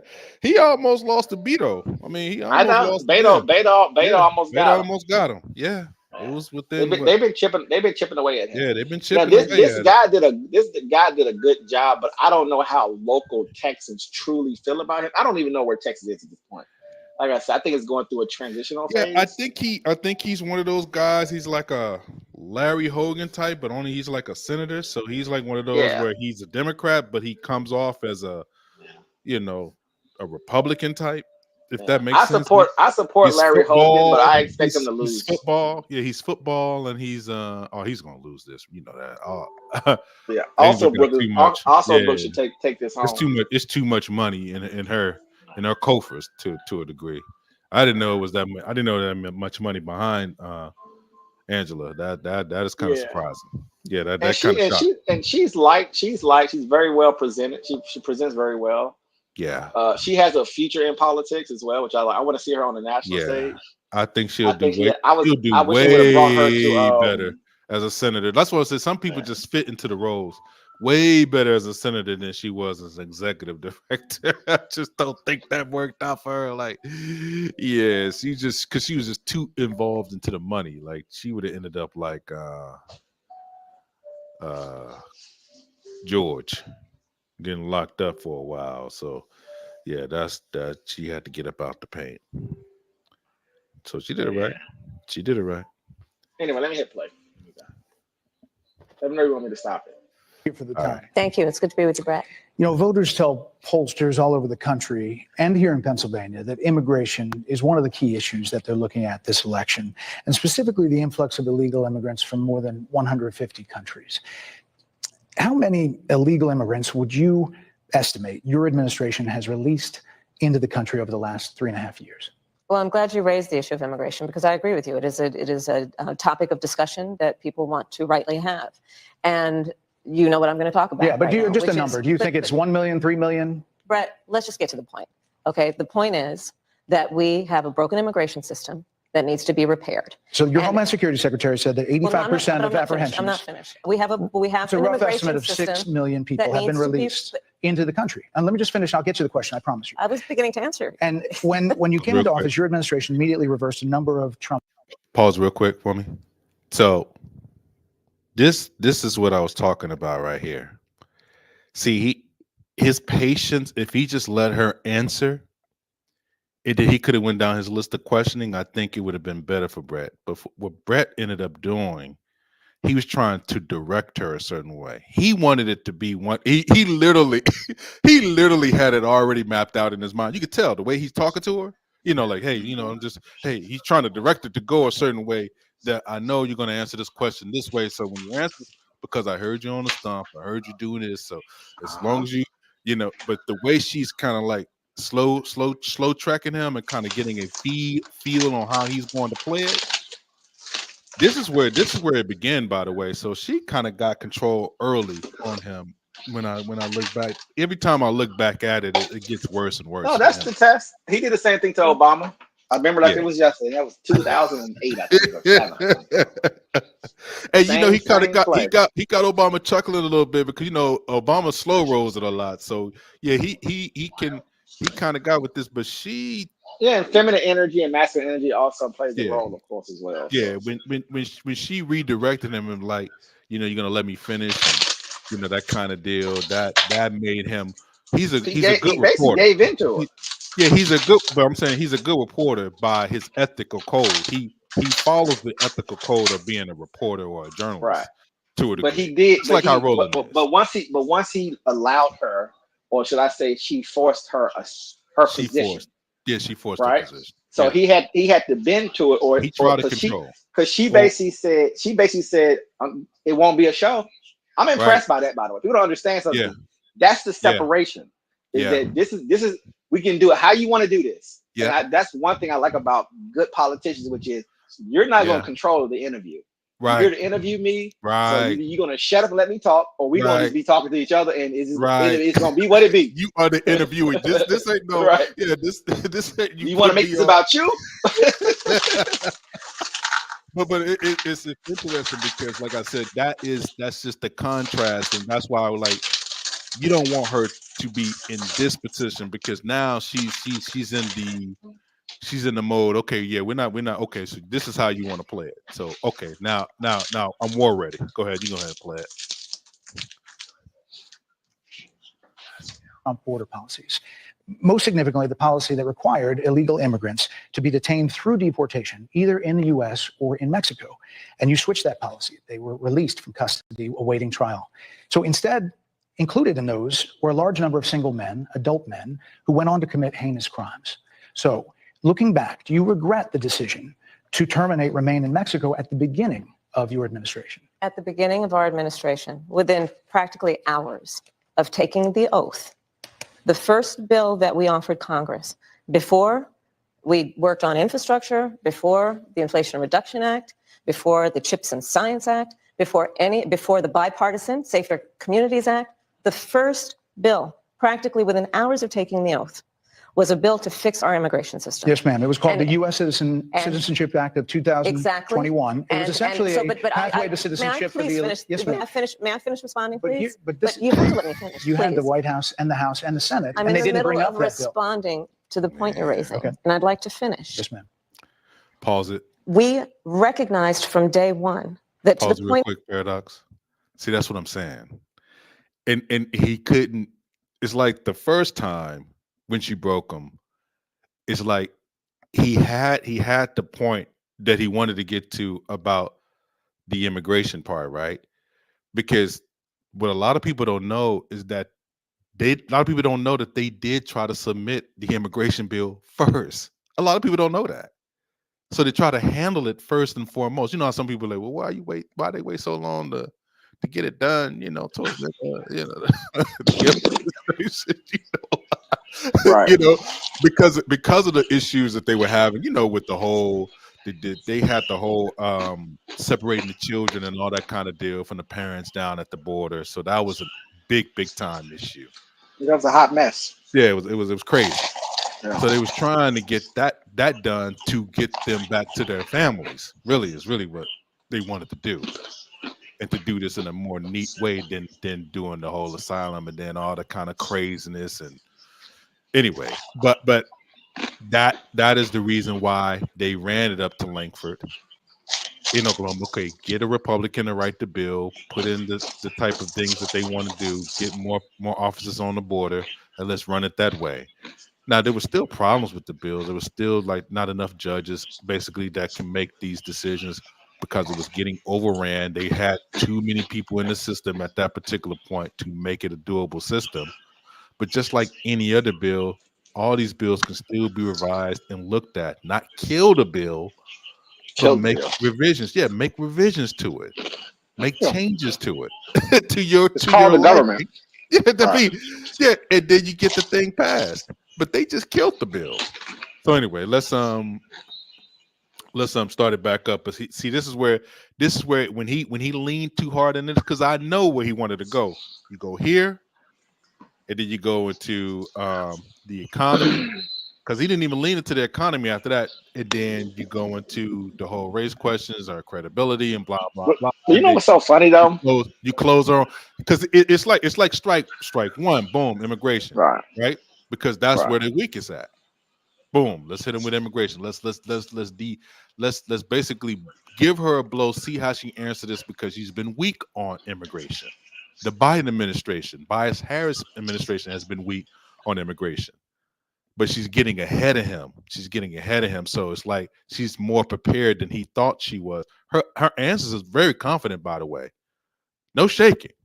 Like I have seen where she's been shooken in previous interviews, basically, even friendly interviews, basically, where she's kind of like, trying to be careful and all this type of stuff. She's very assertive here, very self-assured, very, very confident in what she's going to say to him. You can just look in her eyes. There's no fear there. So that's why it's hard to use this particular interview as fodder for the right to say, yeah, we got to win on Kamala. So, you about to say something? No, I was gonna go left with it, but no, I'm not. I'm gonna let it ride. All right. Just on immigration, just as a general thing, but I won't talk about that right now. What were you about to say? Go ahead and say it. It's a longer conversation about immigration and getting people Okay. to understand asylum seekers and migrants and I still stand by it. Mhm. Immigration has always been a bipartisan deal to me. It's never been left or right. Never been that. well, not only that, America, and it really because of social media, I would argue to some degree, but there's a lot of dangerous people who are saying some dangerous rhetoric out there when it comes to not I only agree. the border but just in general about killing politicians and Agreed. destroying things and all type of weird anti-American comments, claiming to be Americans. Of course, these are mostly Anglo-Saxons that are making these comments, but there's this weird thirst to destroy something for some reason. And the argument is things aren't working for people or whatever, and not really getting an understanding of how government works. And I would argue, of course, from the right, the government obviously is a little bit is obviously much too big, of course, but that's a different conversation. Even that's a bit different conversation. But the argument is you run things peacefully and you run it through politics, but politics are slow on purpose. The government is slow on purpose. It's designed that way. And when you're having a lot of people that's representing people, it takes time to get things through, and you're not gonna always get your way. And unfortunately, because of maybe social media and the internet and things aren't really being checked like I think they should be checked, honestly, that people are really talking reckless. And it's unusual that they're not being, I know the FBI is probably watching them, but it's just unusual they're kind of getting away with some of this dangerous language. I agree. About trying to destroy the country. It's just strange on some, because it's not going to benefit us. You know that. You know what that would look like for us, and we will be on the front of that battle. It will be filtered through us. That's my issue with it, by the way. Yeah, for sure. It's more of a racial issue and protection for me versus what they want to do and how they feel, and they're mad about whatever they're mad about, or they're basically being propagandized to. You know, I think it's foreign adversaries and also enemies as well in the country that, you know how nations are, DC, right? You know, people want to tear them down. Rome, France, pick a place, sir. Right? Yes, sir. And so when that rhetoric starts to go and people think they can make a move, they will take advantage of the situation if they can. And it also drives profits as well behind that as well. But it's a lot of nefarious things that are happening, sort of.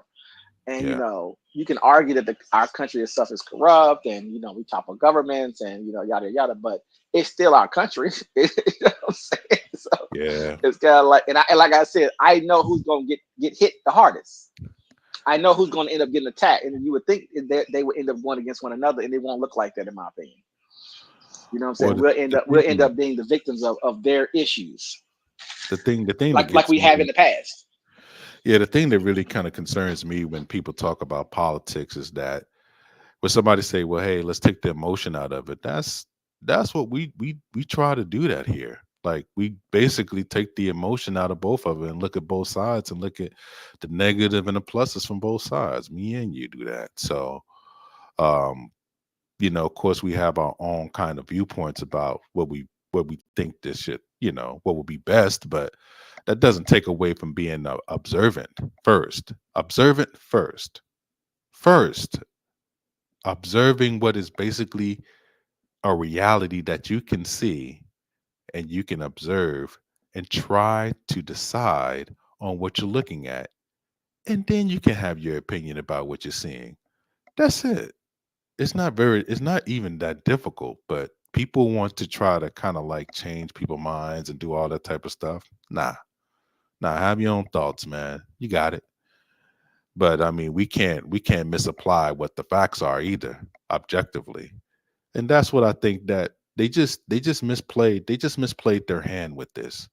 Now, I haven't seen the Pat. I'm gonna watch the Pat Bev after we get off. I think that if Trump can make ground with the electorate that she pretty much kind of like stole back, because this is a code breaking session here.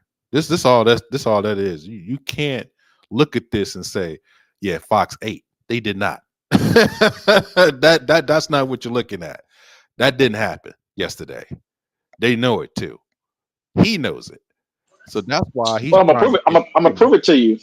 This will be out of the news cycle after today. Yeah. They will be moving on if they haven't already started moving on. Yeah, they're not going to show. They're not going to talk about this. Talk about her being there. It'll be almost like as if it didn't happen. Because they can't even clip it.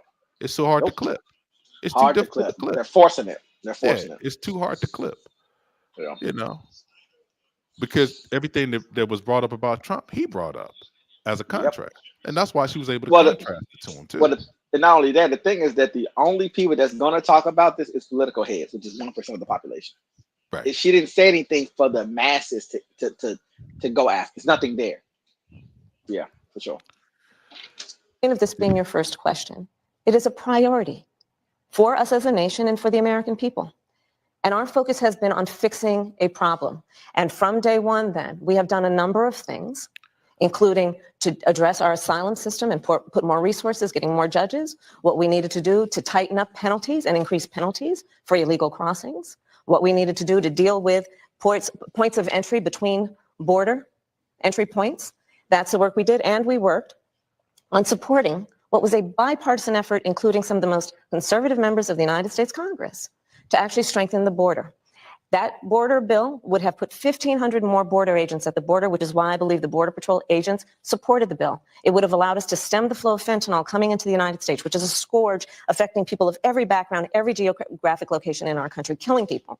It would have allowed us to put more resources into prosecuting transnational criminal organizations, which I have done Yes, ma'am. as the former attorney general of a border state. Madam Vice President, a couple of things. Prosecuted trafficking of drugs, Six- guns, and human beings. And six Donald Trump, Democrats- but let me just finish. Six And Democrats Donald voted Trump against that bill. learned about that bill and told them to kill it because he preferred to run on a problem instead of fixing a problem. And in this election, this is rightly a discussion that the American people want to have. And what they want are solutions, and they want a president of the United States who's not playing political games with the issue, I hear you. but actually is focused on fixing Six it. Democrats voted against that bill. It would have allowed 1.8 million illegal immigrants into the country a year. A lot of conservatives had a problem with it. These are the six Democrats. But more importantly, back to the original premise, Jocelyn Nungary, Rachel Morin, Laken Riley, they are young women who were brutally assaulted and killed by some of the men who were released at the beginning of the administration, well before a negotiated bipartisan bill. Former President Clinton actually referred to Laken Riley Sunday campaigning for you in Georgia, saying if those men had been properly vetted, Laken Riley probably would not have been killed. So if it wouldn't have happened, this is well before any negotiation. This is well before Donald Trump got involved in the politics. This is a specific policy decision by your administration to release these men into the country. So what I'm saying to you, do you owe Brett, those I think it's families really, I think an apology? Let me just say, first of all, those are tragic cases. There's no question about that. There's no question about that. And I can't imagine the pain that the families of those victims have experienced for a loss that should not have occurred. So that is true. It is also true that if a border security had actually been passed 9 months ago, it would be 9 months that we would have had more border agents at the border, more support for the folks who are working around the clock, trying to hold it all together Madam Vice President. to ensure that no future harm would occur. And That's how you handle that, by the way. Yeah. Huge pivot, huge, smooth, clean, direct, not a lot of words. Boom, boom, boom. Yeah. You show empathy towards the victim because that was a And you- tragedy. Yep. And you do not make excuses for it. Nope. And then you move forward.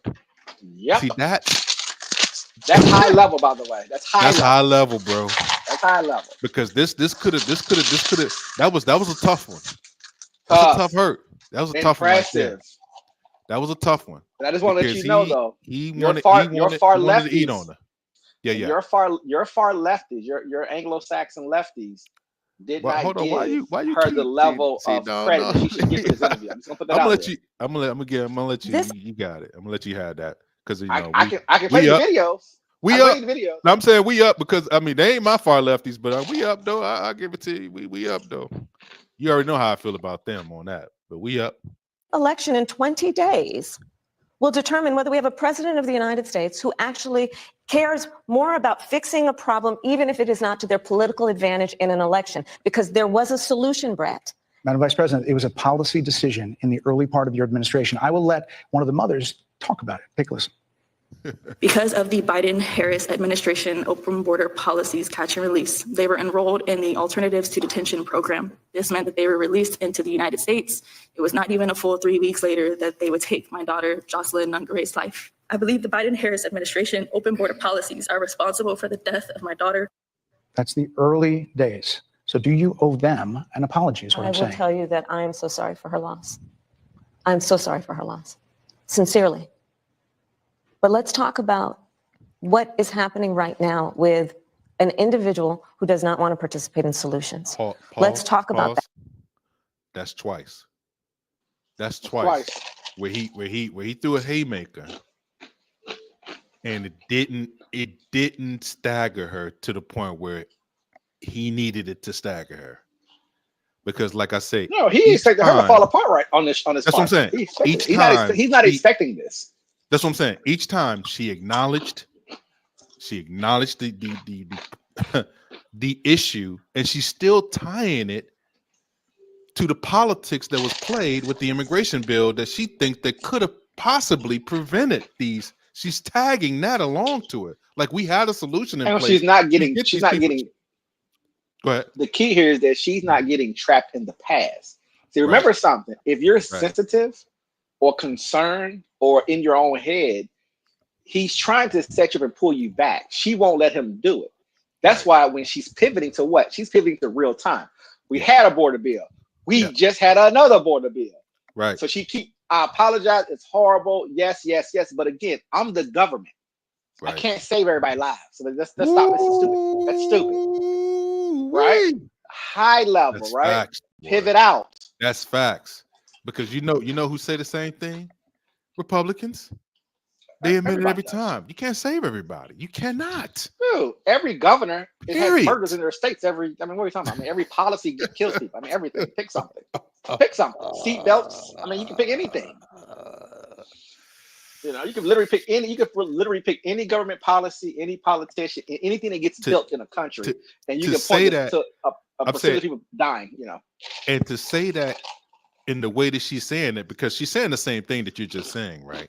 But she's saying it in a way where it makes sense to people to hear it, and then they can be like, "Oh wow!" So it's not like she's just totally disregarding the tragedies, the senseless killings or whatever that took place from the people that was released and stuff like that. But she's still tying it to something that they was looking forward to try to have happen, but it didn't happen. And then the political games that are being played with it. So it is really, it's crazy, bro. But the key is also that this is politics, as you call it, politics, right? So as a job, this is how you answer questions. It's not about it's not about what's actually it's not about what's actually going on in the real world. Politics is theater.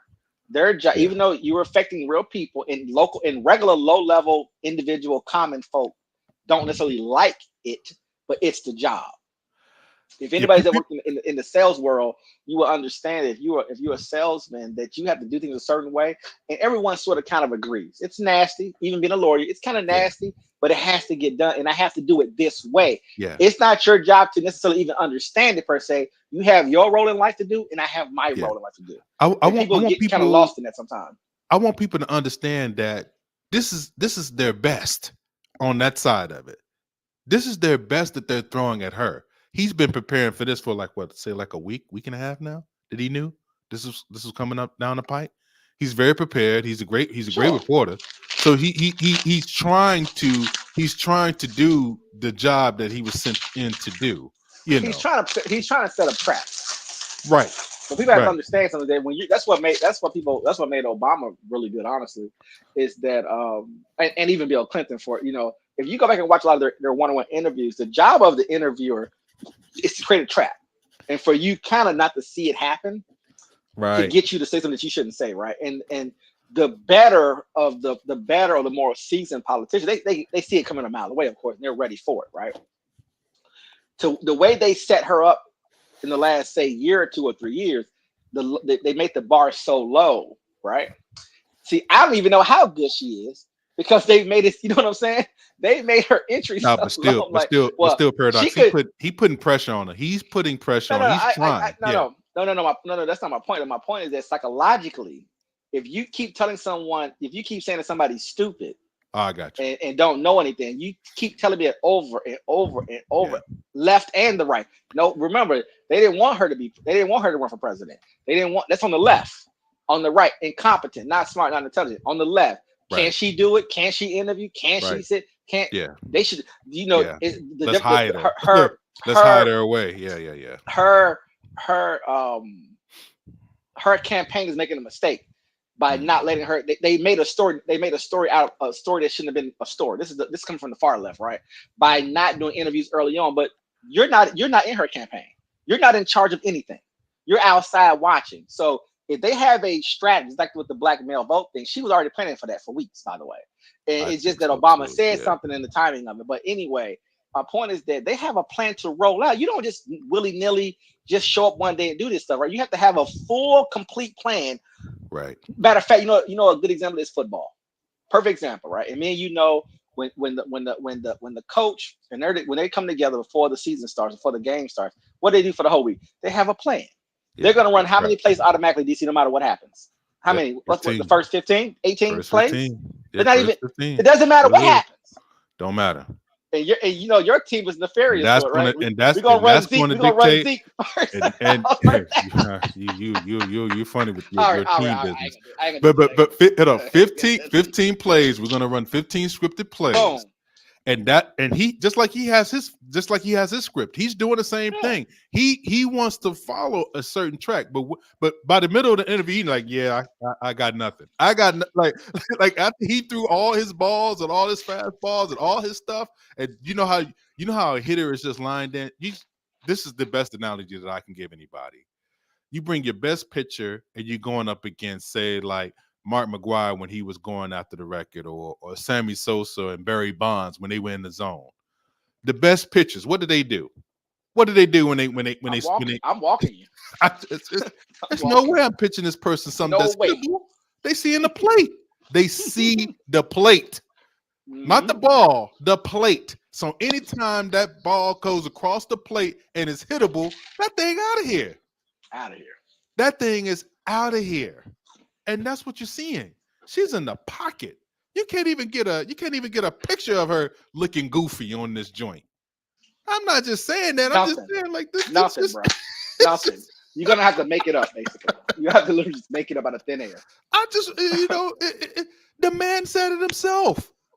Brett said it himself. He said, look, she came here and seemed like she had a plan. She was able to get it off. She got it off. That's all that matters. And not only that, DC, and I'm gonna tell you something. The reason I'm gonna keep hitting your Democrats for a reason, because I follow all of them. I was very disappointed that many of them ones who do this all day, they weren't as excited, in my opinion. They sort of downplayed it. Well, she got through the interview and I'm like, so y'all didn't watch, so you didn't watch the interview then. You didn't watch it.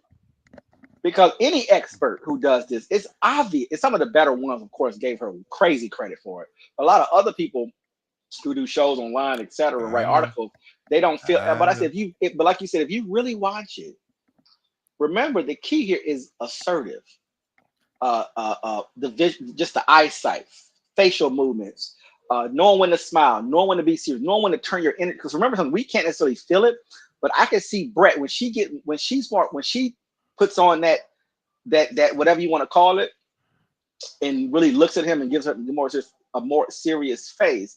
It's no different than a president when they're on the podium getting asked questions, doing a particular, a daily brief or whatever, and you get asked these crazy questions, and you got to turn up just a little bit.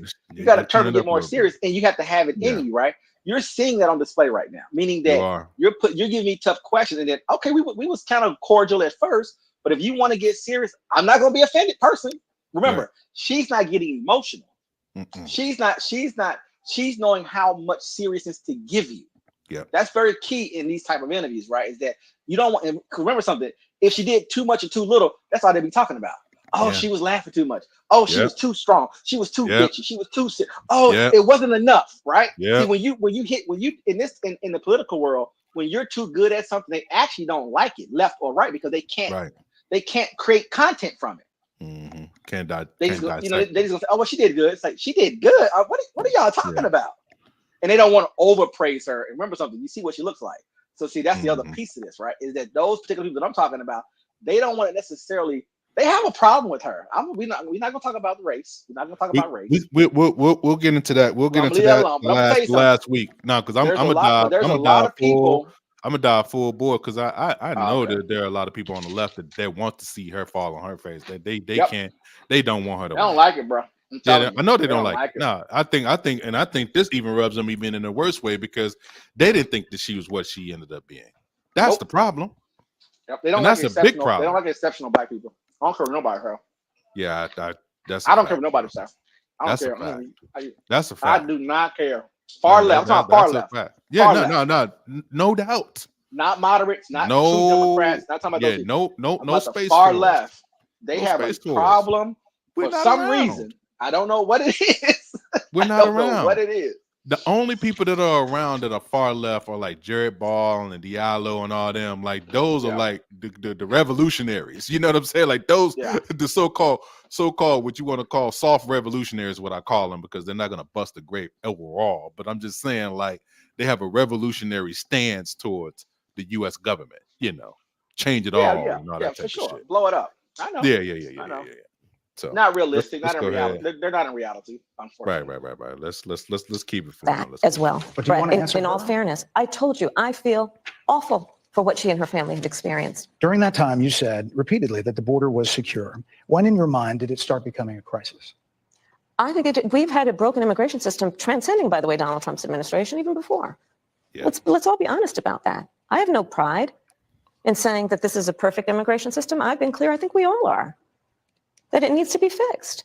We need more. I was just down at the border talking with border agents, and they will tell you, and I'm sure you probably, I know you investigate and you are a serious journalist. They will tell you, we need more judges. We need to process those cases faster. We need the support for those cases that should be prosecuted. They need more resources, and Congress ultimately is the only place that's going to get fixed, Brett. Well, that's how this system works. That's the premise of this question. But There were that's how the 90 system plus works. executive orders that were rescinded in the first days. Many of those were Trump border policies. I'm not going to stay here because there's other things to talk about, but you frequently talk to the Border Patrol Union for support of that bipartisan bill, and they did. They supported it. But they also just endorsed Donald Trump and said, you've been, quote, a failure with border security. Why do you think they said that? I think they're frustrated, and I get it. They want support. Pause it. They want support, and that's what Pause that it. border security bill would have done. He's looking for her. He's looking for her to knock anybody down. She's very good at. See, this is just politics, people. Like, I want people to just please just take your emotions out of it for a second. I get it. A lot of people don't like Kamala. Okay, cool. However, when you look at someone answering the question on what is perceived to be their weakest point, the way she's answering these questions is a master. This is a master class at this, bro. I'm just saying, like, the way that she's handling their best, by the way. That's what I'm saying. This is straight heat. But You know. you got one issue with her, though. You got one issue. Go ahead. In politics, as a senator, like I always say, just like with Ron DeSantis, and she's obviously not that, but you can pick Ron. We could pick a bunch of people. You can be governor, you can be senator, you can be Congress people, etc. Because of how it's set up in the states. Just how the energy is in different states and how you can interact with those people. When you go national, the only bad part about politics nationally is that, unfortunately, you have to be liked. That's the only little caveat that you can do nothing about. Either people like you or they don't. I don't care if you're a woman, a man, white, old, young. It doesn't really matter at the end of the day. Either you're liked or you're not, right? And I think that's the only part that, like you said, we can't even account for that number even in the polls, because you have to say, I just don't like her. There's nothing you can do about that, right? Nothing she can do about it. You have to just be yourself, and people have to just get over themselves. Yeah, and you can't keep it moving, right? out information. Yeah, you can't out information or likability of a candidate. Well, she's done a good job, but she's not trying to make herself more than for example, if her favorite girl's number was lower, right? But what I will say about her is that even with the people that don't like her, she don't antagonize. I don't even know her. why they don't like her, by the way. No, but I'm saying it's fine. It's fine. She don't even care. But she doesn't antagonize him. He almost tried to do it. Like, what about the Border Patrol that all of a sudden just turned their back on you because basically they were supporting you, and she gave that's what I'm saying. She's not sensitive, and I'm gonna tell you something. Exactly. That's exactly what I was trying to say. Like, now, she's been able to take the hits because, like I said, she's I think that's taking natural those with her, by the way. But I'm and saying that's the similarity. That's the similarities that she picked up. But she's still feminine, unlike Hillary, which was masculine. I was going to get to that later. The reason Hillary didn't work is because she was a woman basically playing like a man instead of being a woman that's basically being at a tough job, being a woman, doing the job very tough. Yeah, it's still basically fulfilling a position, but she's still a woman at the end of the day. Nobody's questioning her femininity. Have you noticed that? Like nobody really You can't questions question it. Kamala's can't. femininity. And by Like and, her, like or and because she dislike don't her, have kids, you know. and she don't, and because she doesn't have kids, I think that's a positive of her That's a because very they positive. can't they can't use the mother thing. She's like a mom. Or she's that can also sort of hurt you. domineering. It's a delicate balance, though. It's delicate. It's very, but it's still delicate, even with her not having children, or even being a stepmom, or even marrying a white man. Like a lot of the stuff is delicate, bro. A lot of it. I will say, I think Barack being president, the country as a whole becoming more progressive, at least visually speaking, like TV commercials, movies, etc., and just the pressure of inclusivity, even though people don't like it per se, that helps with the white husband and all that others. I think it helps because I would have thought 20 years ago it would have been a much more of a conversation. I am shocked, and it could because it's a 90-day campaign, which is historic in itself. But I'm shocked that there's not more around that conversation. People are choosing not to talk about it as much as I thought they would, to be honest with you. I thought it would be more conversation around that, but I'm not seeing a lot, to be honest with you. So one more thing I will say about her likability that I think a black husband though, that would make a difference. I think black men, that would have made a tremendous difference. You know that, bro. With black women too, for sure. Yeah, for sure. Yeah, there's some questions with black women, but I think at the end of the day, black women are going to just still kind of go in line with voting. Remember something? I'm talking about base. I'm talking about growing though. So the thing is that if she has a black man, she would get more women to participate. I'm talking about energizing the vote. I'm just talking about, remember, because it's all, forget the percentages. Like 90%. I don't care about that. 90% it'll be 100 people. It doesn't really mean anything. Yeah.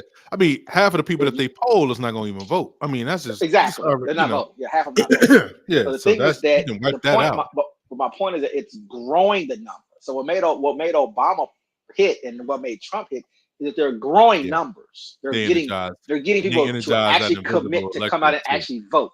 Right. Happy about voting too. Right.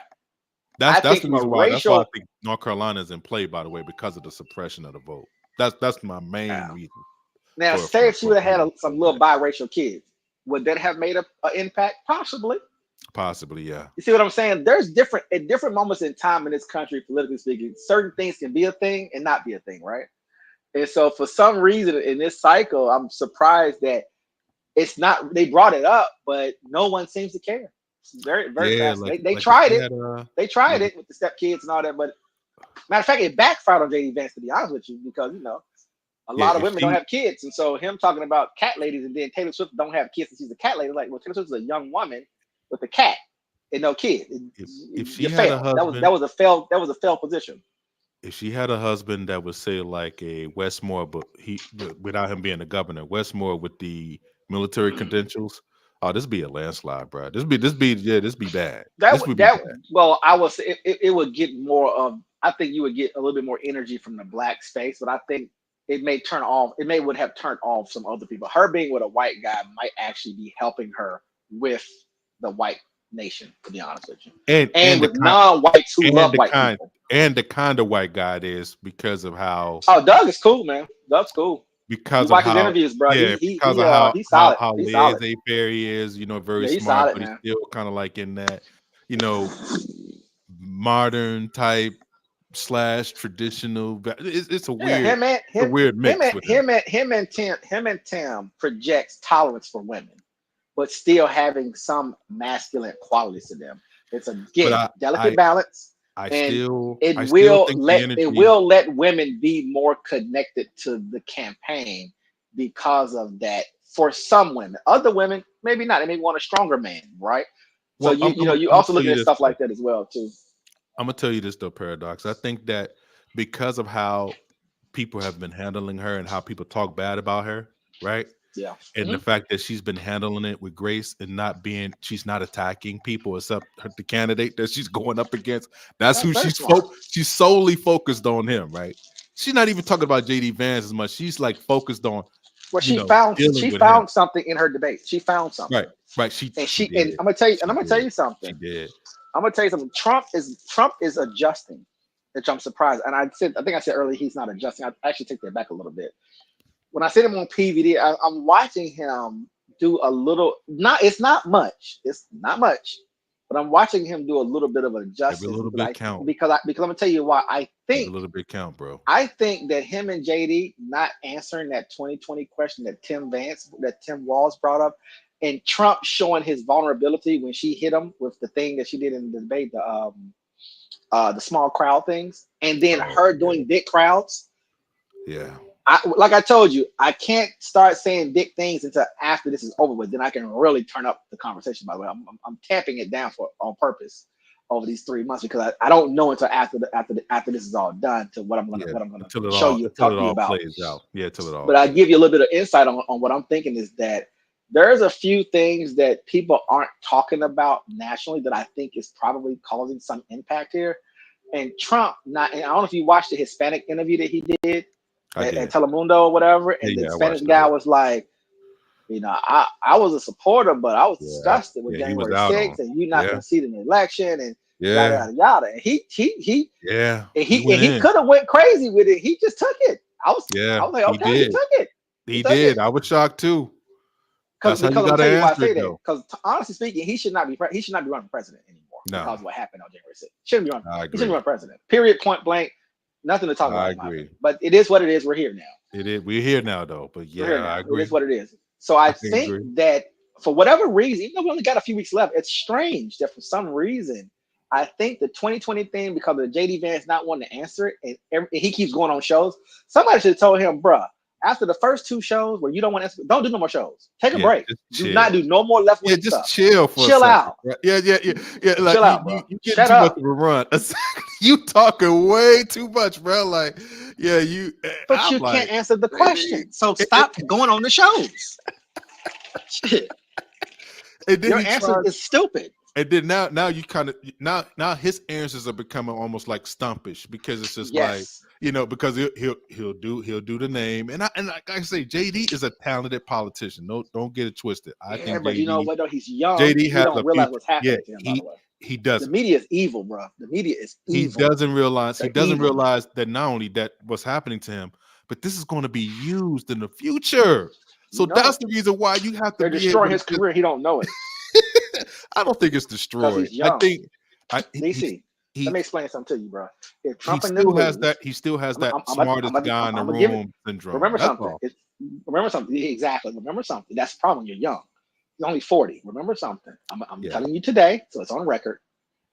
If they run him in 4 years, if they lose it, even if they win, doesn't matter. But if they lose this campaign and we try to use him to run, they're going to play every one of these clips over and over and over again in the primaries, and we're going to see what's going to happen that time. Because remember something: if Trump loses, MAGA should get weak. They should get weakened. Yeah, if they try to run Vance or Vivek around this, but I'm gonna tell you what's going to happen when they ask him that question in 4 years. What do you think he's going to say? He lost. he lost the election. First answer. First time you get to ask the question, he lost. Watch what I tell you. He lost. To answer it that way. Yeah, he's going to have to concede the point. But they're going to use these videos. They're going to use videos on him all day, bro. But the fact that they gave him so many outs and they asked him in different ways and say it's okay. You could say that like they're helping him with the answer a little bit. The fact that a traditional Republican is going to hammer him in 4 years on it. They're going to hammer him in 4 years. You won't concede the election. You won't concede the election. You won't. The fact that he's not taking a page from Kamala with somebody that had a problematic likability. She has moved people from being lukewarm on her to being supporters of hers. I really believe. I think she's moved some people from the unlikable category to likable, where they didn't really know really about her. Doing too. To the point. I'm gonna tell you another thing that she's doing. I'm watching some of the folks comment. I'll tell you what she's doing too. She's making people come out and tell the truth about what they've been lying about too. People are lying to pollsters and telling them that they don't know who they want to vote for. They're lying. Yeah. And the better she gets, they're starting to come out and say, "I'm supporting Trump now." Like you were supporting Trump the whole time. Right. You just lying to posters Exactly. because she's giving you so much that you got to answer it now. You got to Yeah. say something. You can't say that. Yeah. I don't know. I don't know. You got to put in your support. You got to show face because it seems to be sliding in one direction. So yeah, That's right. you're right.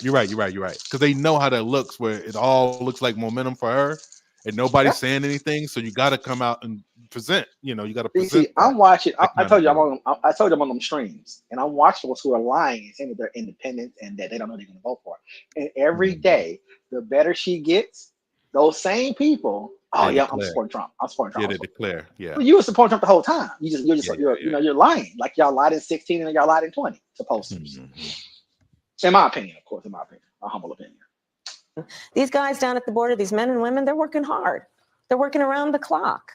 I get it. There's a lot of people that look back at what you said in 2019 when you first ran for president.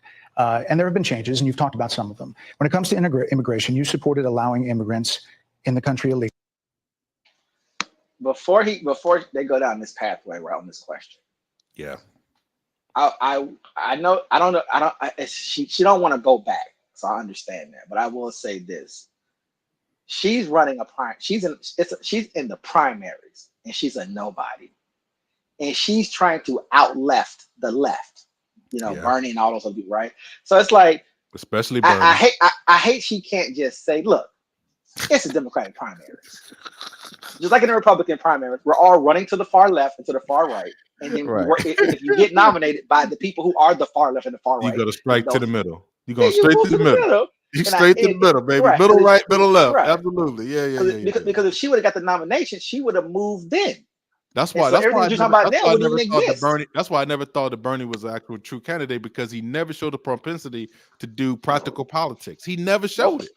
Nope. Not on a nationwide basis. Yeah, No. He's just too far there, and you can't govern that way.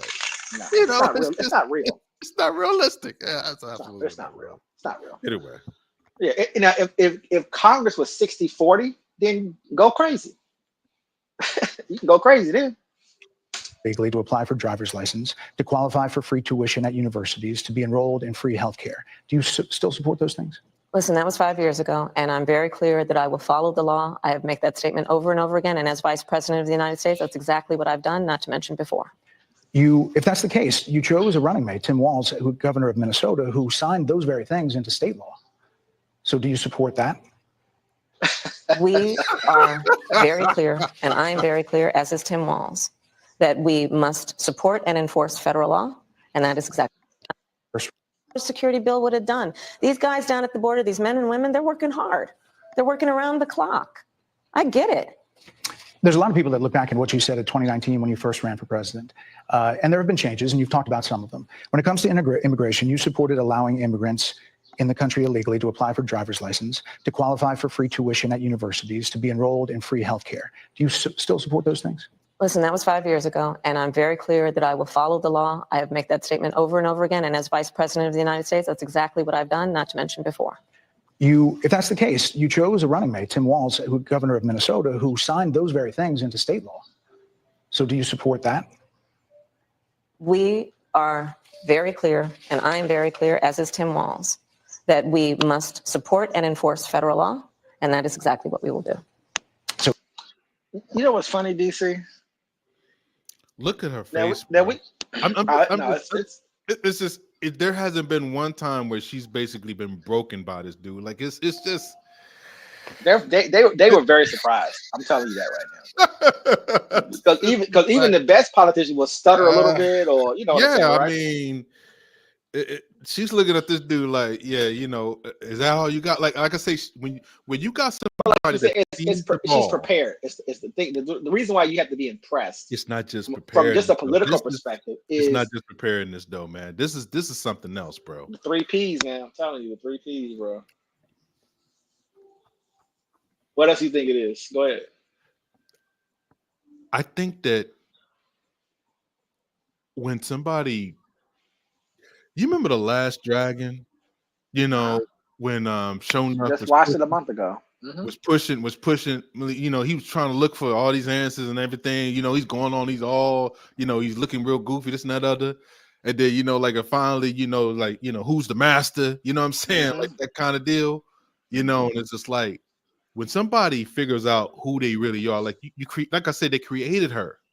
I truly believe this. This, like you put pressure on certain things. Some people perform and some people don't, and I just think, but like you said, you're not caping for her. No. You're talking about political performance. This Doesn't is matter to you if it's a D or an R, right?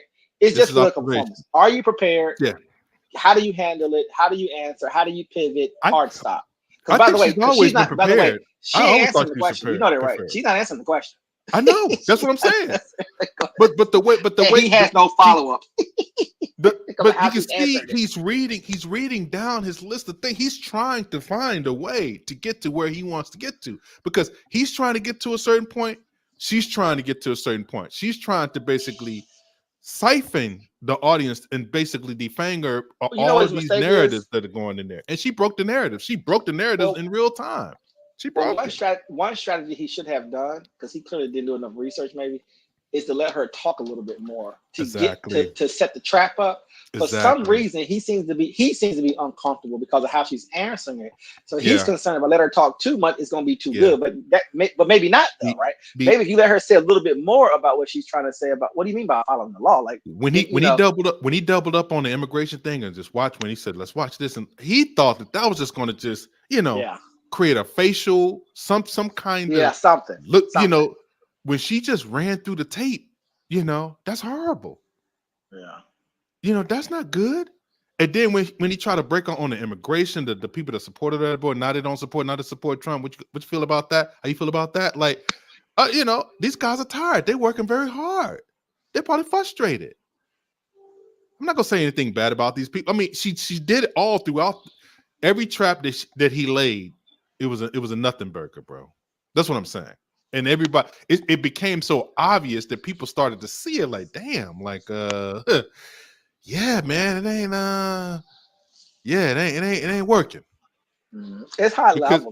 Because I will say this, one thing that makes Trump popular is that these kind of questions, he will make the questions a little bit more personable. It won't be so high level.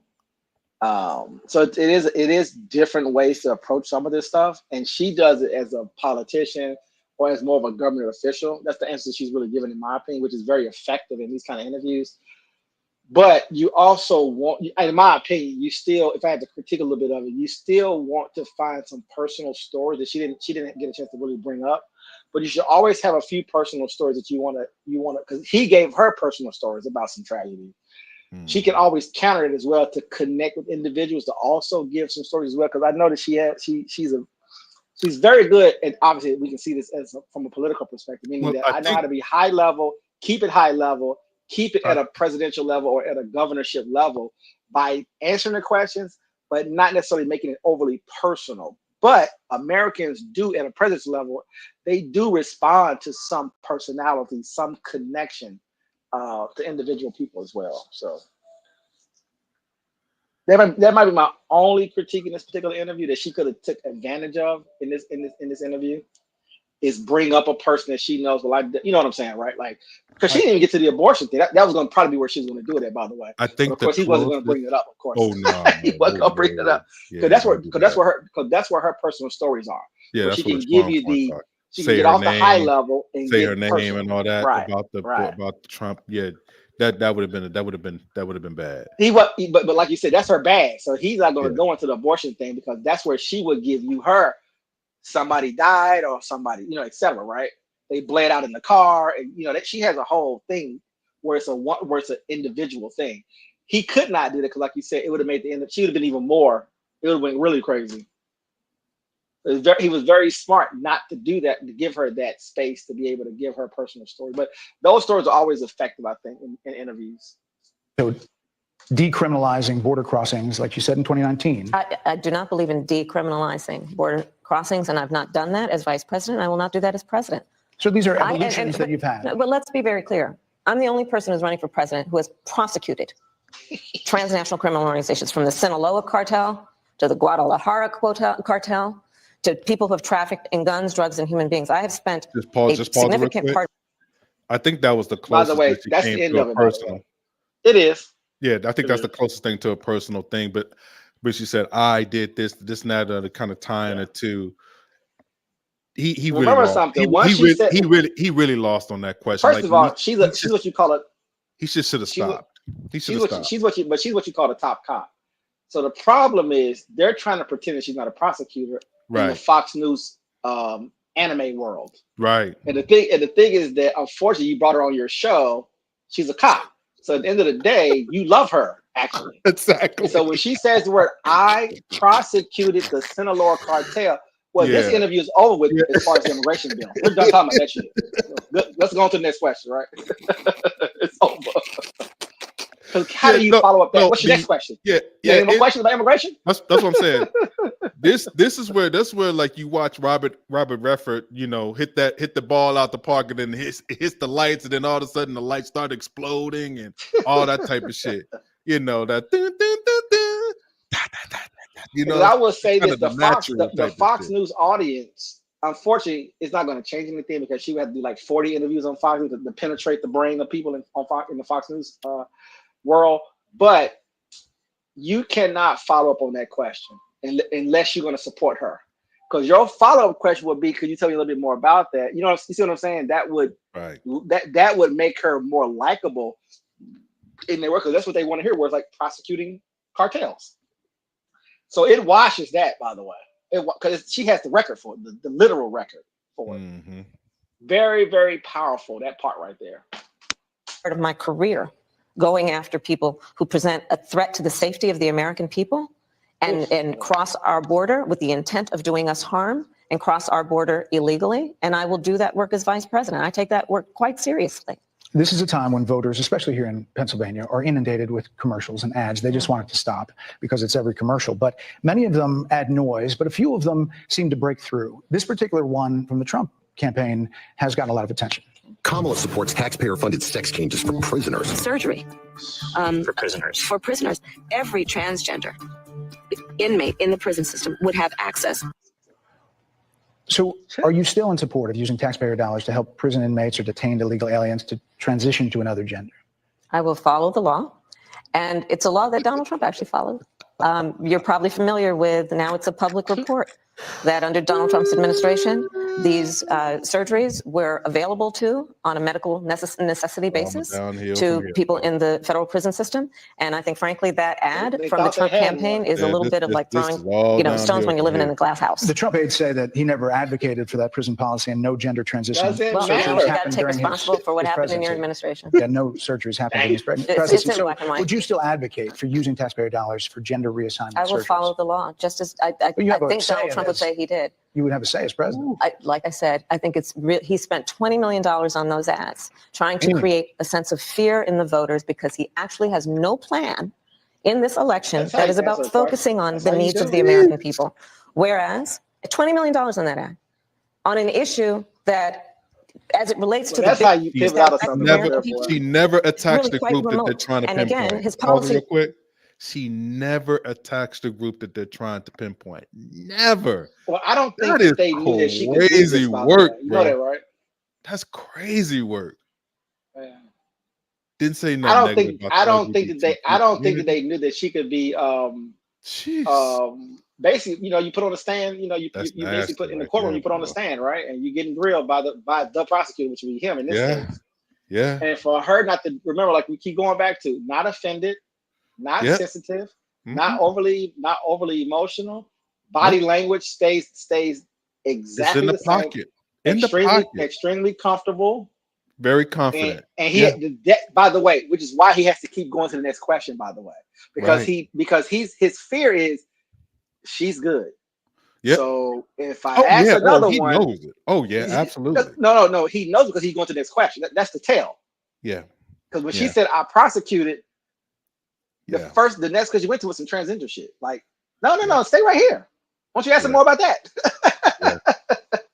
It was no different. Look at where we are. But pause real quick. And the fact that she said, I just followed the same thing that Trump followed. You know what I'm saying? And he did the same She was waiting for that one. She was waiting for that one. You knew she must. It's called being prepared, honestly. It's just that simple. But the delivery of it, she didn't even look. She didn't smiled. hesitate, bro. She smiled when he asked it, like, "Oh, you thought you know? Go ahead." You thought you had one. But what he said was, well, what about you? He said, well, Trump got to take responsibility too. You don't ask him that too, right? We all the same here. He don't even know what to do with that. What do you do with that? What do you do with the response? Because you can't hold her to something, because her answer is going to just be Trump. And not only that, Trump. that's the Democratic platform. You got to understand that, right? That's the difference between the two. And the fact that you bringing it up like it's something that he actually ran against and opposed when he didn't, and he didn't support the law. I mean, what are you doing here? Like that. That's what I'm saying. Like when you get caught in that kind of conundrum, and you're dealing with somebody that can make that contrast real time. Well, it was a Gacci question. It was a Gacci question. I'm not gonna answer that. For what? When the person you're talking about would do the same thing, that's not going to change whether I'm the president or he the president. What are you talking about? Mm-hmm. That's just, On plans for the American people, I'm offering a plan to deal with affordable housing. I'm offering a plan to deal with what we need to do to strengthen small businesses, which are the backbone of America's economy. I am offering a plan that is about taking care of young parents and giving them the support they need. My plans for the economy will strengthen the economy, as have been reviewed by 16 Nobel laureates, Goldman Sachs, Moody's, and recently the Wall Street Journal, which have all studied our plans and have indicated my plans for our economy would strengthen our economy. His would make them weaker, would ignite inflation and invite a recession by the middle of next year. Those are the facts. Why do you think more people say they trust him on the economy than they trust you? I think that when you look at an analysis of our plans for what we would do as president of the United States, it has been clear to those who study and understand how economic policy works that moving forward, because I do believe the American people are ready to turn the page on the divisiveness and the type of rhetoric that has come out of Donald Trump. People are ready to chart a new way forward, and they want a president who has a plan for the future and a plan that is sound and will strengthen our country. My plan for the economy does exactly that. His plan would be, again, to give tax cuts to billionaires and the biggest corporations in our country and blow up our deficit. It's interesting you said turn the page, Madam Vice President. You were asked on 2 different shows last week what, if anything, you would do differently than President Biden. Here's what you said. Would you have done something differently than President Biden during the past 4 years? There is not a thing that comes to mind in terms of, and I've been a part of most of the decisions that have had impact. Under a Harris administration, what would the major changes be and what would stay the same? Sure. Well, I mean, I'm obviously not Joe Biden. And so that would be one change in terms of, but also I think it's important to say with, 28 days to go, I'm not Donald Trump. So you're not Joe Biden, you're not Donald Trump, but nothing comes to mind that you would do differently? Let me be very clear. My presidency will not be a continuation of Joe Biden's presidency. And like every new president that comes into office, I will bring my life experiences, my professional experiences, and fresh and new ideas. I represent a new generation of leadership. For example, am someone who has not spent the majority of my career in Washington, D.C. I invite ideas, whether it be from the Republicans who are supporting me, who were just on stage with me minutes ago, and the business sector, and others who can contribute to the decisions that I make about, for example, my plan for increasing the supply of housing in America and bringing down the cost of housing, addressing the issue of small businesses, which is about working with the private sector to bring more capital and access to capital to our small business leaders, including my plan for a $25,000 down payment assistance for first-time home buyers and for small businesses, extending the tax deduction from $5,000 to $50,000. We've heard a lot about those plans in recent days. Your campaign slogan is a new way forward, and it's time to turn the page. You've been vice president for 3.5 years. So what are you turning the page from? Well, first of all, turning the page from the last decade in which we've been burdened with the kind of rhetoric coming from Donald Trump that has been designed and implemented to divide our country and have Americans literally point fingers at each other. Rhetoric and an approach to leadership that suggests that the strength of a leader is based on who you beat down instead of what we all know. The strength of leadership is based on who you lift up. The strength of an American president, which is... He's totally lost control of this interview. I can't make it up, bro. I can't make this up. Yeah, I just want people to really objectively look at this. Look at that man. Look at him. He's beat.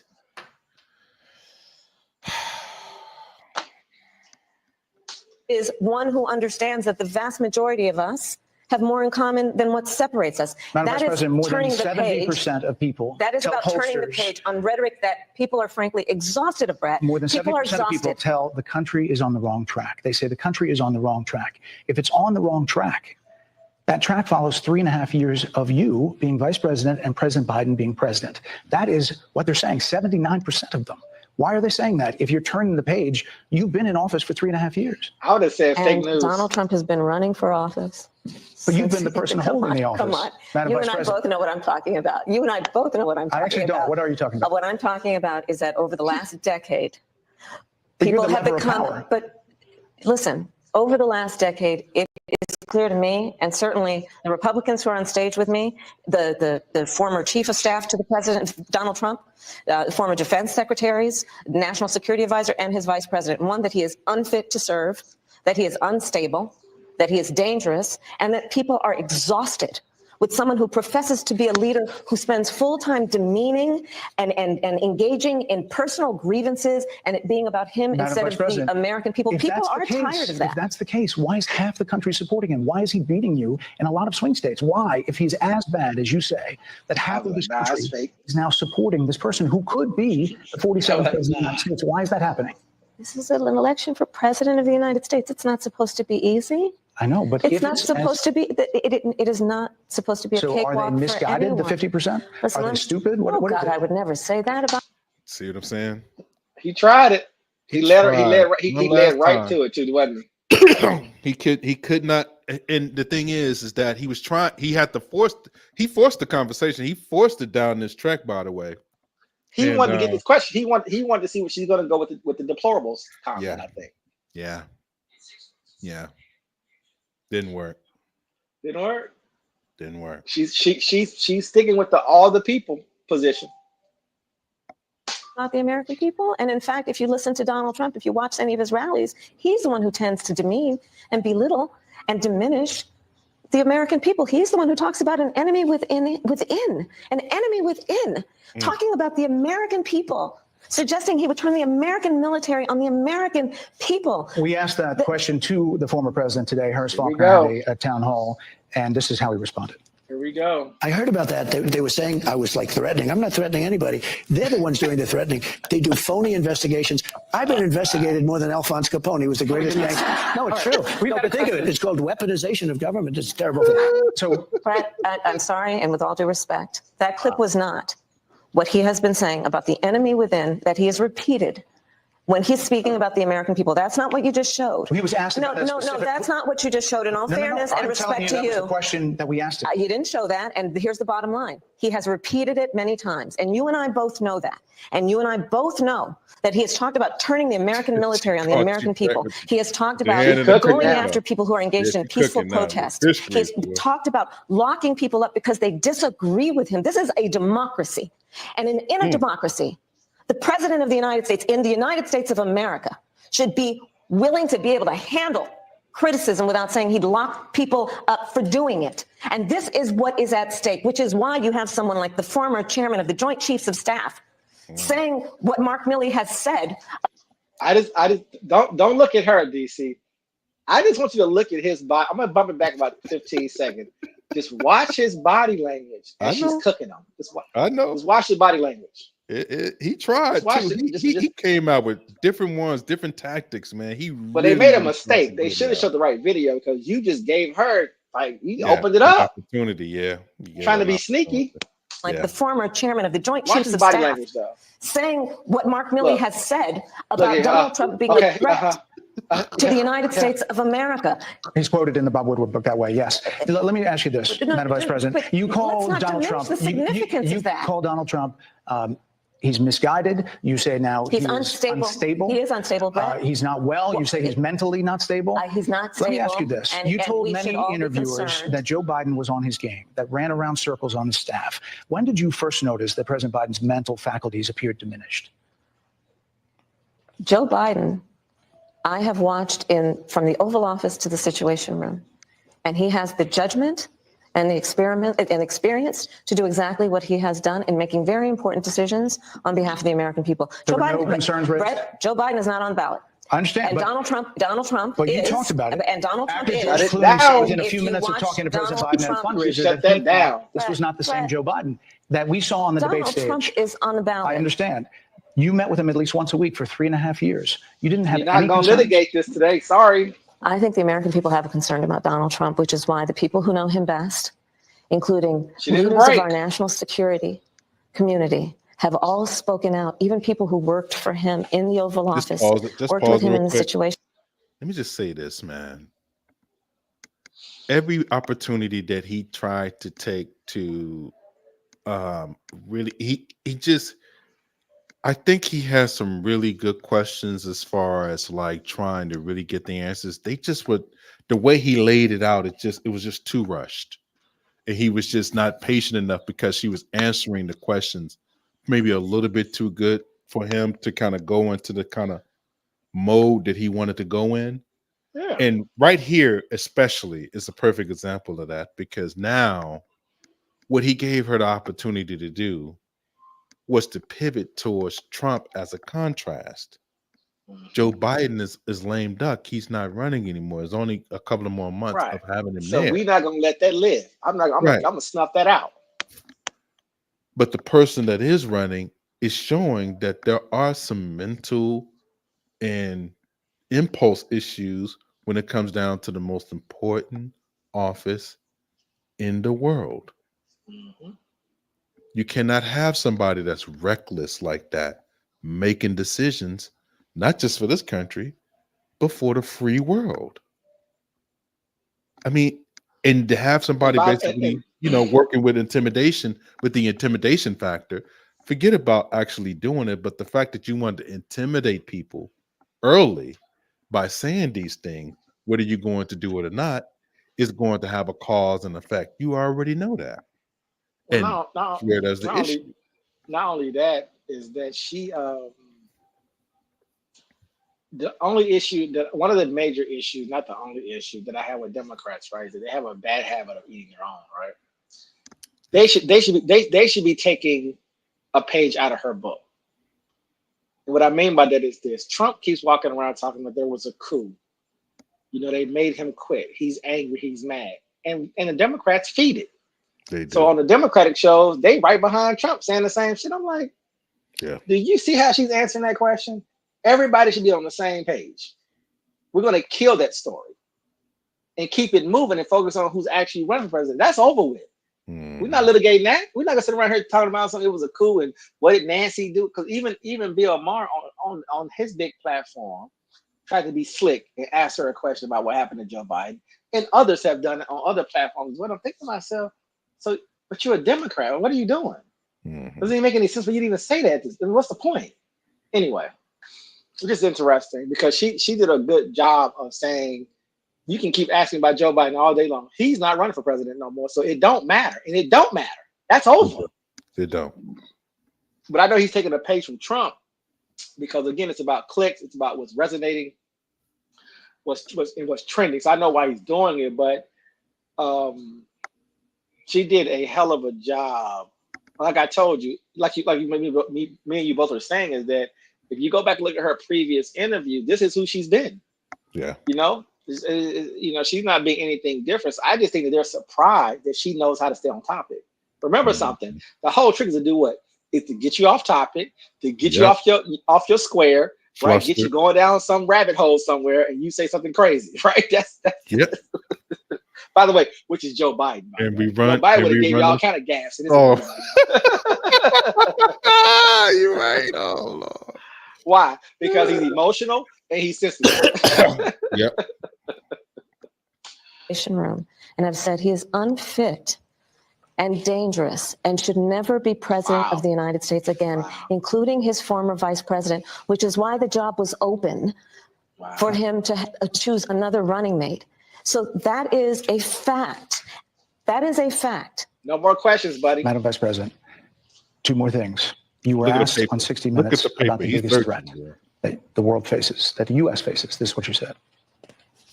Which foreign country do you consider to be our greatest adversary? Iran. I think there's an obvious one in mind, which is Iran. Iran has American blood on their hands. Okay, this attack on Israel, 200 ballistic missiles. What we need to do to ensure that Iran never achieves the ability to be a nuclear power, that is one of my highest priorities. That's A right. number of experts thought you would say China. The FBI director had said that, but you said Iran. If that's the case, what do you say to critics who Great look at the answer. actions of your administration and say you're not acting like Iran is the number one threat?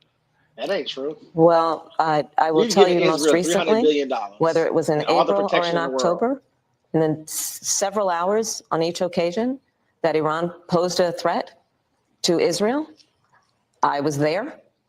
Most recently in the Situation Room, in the most recent attack, working with the heads of our military and doing what America must always do to defend and to support Israel in its requirement to defend itself and to give American support to be able to allow Israel to have the resources to defend itself against attack, including from Iran and Iran's terrorist proxies in the region. Right. And that But those is, proxies were getting and funded my by Iran. commitment to that is unyielding and unwavering. Critics just say that you either relaxed or failed to enforce sanctions on Iran, allowing all of this money to flow into Iran, like billions. Let's go back to oil Donald profits. Trump, Hold on. who pulled out of a deal that would have actually put But here are Iran in check. the estimates and in then it was billions during Donald Trump's that go administration towards the that Iran regime. that we had an American They military keep base showing that that was oil number. attacked, That's COVID numbers. where American buddy. soldiers suffered traumatic brain injuries, and Donald Trump dismissed them as headaches. Not to mention Madam how Vice Donald President, Trump all of this money has treated that and has talked gone about in the America's past few military years, and military service people, critics calling say them that it goes to suckers and Hezbollah, losers, Hamas, has diminished and the Houthis. We're significance. talking over each other. I Well, apologize. I would like that we would have a conversation that is grounded in full assessment of the facts, which includes, I think this interview is supposed to be about the choices that your viewers should be presented about this election, and the contrast is They're important. wrapping him Yes, up ma'am. too. And on the Wrap him subject up. of Iran, I am offering what should be wrap it an up. important contrast that is presented for folks to make a And there decision are that critics they who feel. look at what the administration did and say and think differently. Madam Vice President, they're wrapping me very hard here. I hope you got to say what you wanted to say about Donald Trump. There are a lot of things There's more to say. I have there much more to are a say, lot of actually. things that people want to learn about you and your policies, and Yes. that's why I didn't invite ask everyone about to his go to policies. KamalaHarris.com, and you will see that I have 80 pages of policies that are quite comprehensive and should be accessible to anyone who would like to read them. And it includes what I intend to do about affordable housing, what I intend to do about small businesses, what I do And that's why intend we to do to invited you strengthen our here economy, to see where you were in 2019 and where you are support now. America's military and ensure we have the most lethal and best fighting force in the world. Madam Vice She President, loves- she they're loves giving me a to hard have wrap Well, up. I thank you for the time. I thank you for the time. It's good to meet you. Thank you very much. Thank you. All right. Rat-a-tat-tat, that was that. Yep. I just, I think that at the end of the day, the way that was handled, and we can go over, because I think that the contrast goes where he speaks about the interview himself, and he basically tells the story about what we just basically said, just in his own little way. He knew what it was, and I think it was shocking to them. I think it just shocked them. Well, she excelled in the interview, and even the left, honestly, is downplaying it. Yeah. Which is, again, I I'm not know. gonna say why, won't do it, but it's a reason, in my opinion. I could be wrong about that. Maybe some biases there. No, but you're not wrong. It's unusual. Of course, a few of them gave mad crazy props, but I was too excited. I was a little bit too excited. This should have been ran for like somebody like MSNBC. This should have been ran all day, all morning. They didn't do it. They didn't do it. All the talking points, everything that you could have ran all kinds of spots in her favor. They're all over the place. I almost feel like that's what I'm saying. I almost feel like I'm too excited. Like I don't know what I'm talking about and what I'm seeing, because I'm looking at the people in the media and I'm thinking to myself, what else do you want her to give you? Right. You got 30 minutes of an interview you can chop up and just run all day. And like I said, a few of them did, but I would say more than 60%, 50% showed a little bit here and there, but they not like building a show around it. I was expecting them to build shows around her comments, because you have what was 7, 8, 9 very strong statements that she made. Yeah. You could run for at least, I would say, 2 to 3 days, at least 2 to 3 days, at least. Yeah. And like you said, just hammer that content. Be, because like you said, you're trying to drive that base. Yeah. And in fact, they didn't already move to the next thing. I told you that. As far as They were people gonna do I that. I seen. told They you. don't even, I they ain't know. even talked about the interview. Not really. No, they're adding it in. They're sprinkling it in here and there. So you'll see sprinkles of it maybe tomorrow. I doubt it. I think that tonight is going to take over. I think this is how terrible it is. You built this up to be this horrible thing, and hopefully she can survive it. And he's this and he's that, and then she over delivers. Yeah. And your response That's the problem. is to talk about other things going on and moving into another news cycle within Yeah. 24 hours. Yeah. You can't make this shit up, bro. You Yeah, can't she's make been- it up she's been because she over- delivered. Because remember something, if she would have failed at it, we'd be talking about it they've for been 3 or 4 running. days, 5, 6 days, Oh, both it'd sides, be, left it'd and be a right. leading story. Yeah. Both sides. Yeah. CNN would be leading with it. Everybody would be Yeah. leading with it. Yeah, who's Yeah. running her campaign and what are y'all doing wrong? They've been running on every hour. Would have been running. Yep. It. Yep. Very, very This is- disappointing in that. This is the risk that they shouldn't have took. They would have been all into that Yep. type of deal. Yeah. Because it was a risk and reward. This could have been bad. This couldn't Huge have risk. this could have been, yeah. Yeah, this could have been bad. Absolutely. So she did. But yeah, she got it done. And like you said, they will be running probably Trump's the dinner that they had tonight. They'll be running that tomorrow, and probably some other whatever else happened today. I can't think of right now, but it's late. But it was two or three other things that happened today as well. They're gonna probably running mostly that tomorrow morning. Right. And I'm gonna watch as much as I can on the major networks and just see, are they even gonna mention yesterday? I'm gonna watch as much as I can tomorrow, CNN, MSNBC, and Fox, all three of the big networks, and see do they even mention it. Because I think she didn't give them anything, so they would have to sort of like gas it up a little bit, which is what they should be doing anyway. And just to show poise, competence, the ability to pivot, the whole thing. And I watch them fawn over politicians all the time who do what she just did. They just be oozing with excitement and joy. I'm like, well, what's different? What's different about her? Am I missing something? Because she's not likable. I can't give her that. Ted Cruz isn't likable, so I can define. I know what likable looks like and don't, right? Hillary Clinton's not likable. Yeah. There's a lot of them. Kamala's not polarizing, which again, from a money perspective, the media hates that she's not polarizing. By the way, they can like her all they want. They can be Democrats. They can support her. They can hate Trump, but because she's not polarizing, they can't eat off of her, and that's one of the major problems that she has from the left's perspective. The right, if they support you, they will just make it up. Period. But on the left, man, they just want so much, bro. It's just crazy to me, bro. I ain't gonna hold you. Because she gave you a half hour of fire in my opinion, right? But because she didn't do anything polarizing and she's not polarizing, they want the numbers, man. They want the clicks. Short. And I feel like they're more important. I feel like they care more about the clicks than care about her how high level of a that's all people have to do is Google Brett and his interviews and just do a comparison. That's all you got to do. That's all I got to say about it. That's all you got to do. I know I'm not crazy. I watch them all the time. I mean, I've seen them do interviews, hard interviews, and a lot of people who are very accomplished have some bad moments, which is normal. And for her to get out of there clean, bruh, it should be celebrated. I don't care win or lose or right, left, or whatever, right? You have to be celebrated. Like you said, it's their best. That's the key here. That's the key. Yes. Their best. And they was anticipating him questioning they was her. Salivating.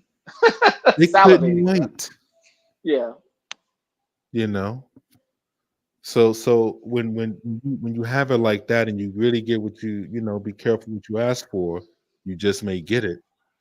They were more excited about Pete Buttigieg going on Fox News than Kamala after her interview, to be honest. Absolutely. Make that make sense. I can't make it up. I can prove it to you. There's no doubt about that. There's no doubt about it. Still talking about it, by the way. They still talking about it. Oh man, he was so great. Y'all remember when I was like, man, stop it, bro. Yeah. Stop it. All right, man. Shoot, we can get up on out of here now, man. We did All little right, things all work, right, so all we'll right. come back either tomorrow or Saturday morning. And we're gonna go. I don't know what your schedule is like on November the 5th to the 6th through the 7th, but No, we I will. want to We'll go try to ahead be up. live the entire time, but we may have to close it down and open it back up or whatever. Yeah, let's do So that. it's no long breaks in between. But Yeah. we're gonna be on pretty much all day. Well, starting I guess not all day. But post closed what the first post closed I think 7. Yeah, and they're gonna have already some numbers in by that time too, because they got like a lot of early voting going on right now. No, they're gonna have a lot of numbers So they're gonna have by some 7. numbers like Georgia gonna be in Yeah, play, they're all gonna have a that ton type of of stuff, numbers. even beginning, in November. So we'll see how it track. Yeah, I'm just saying. I mean, I don't know about you. I'm gonna be on, but you may not be on the whole time. But I'm gonna try to go live, probably starting I'll jump in and around out. what is it? Tuesday, right? So probably November the 5th. or maybe around 1 or 2 o'clock on Tuesday. I may fire it up and go. Okay. And we're gonna try to run it. I'm gonna just try to stay up and run it until we get a president. Yeah. Well, and if we don't get one by Wednesday, of course. I'm You gonna know that not be there, night. of course. Yeah, that night. I think maybe by Thursday or Friday.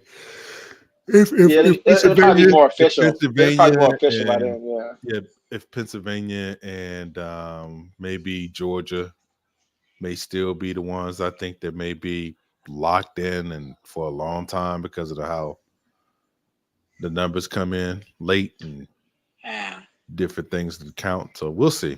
But I wanted to try to stay live for the entire time until Wednesday.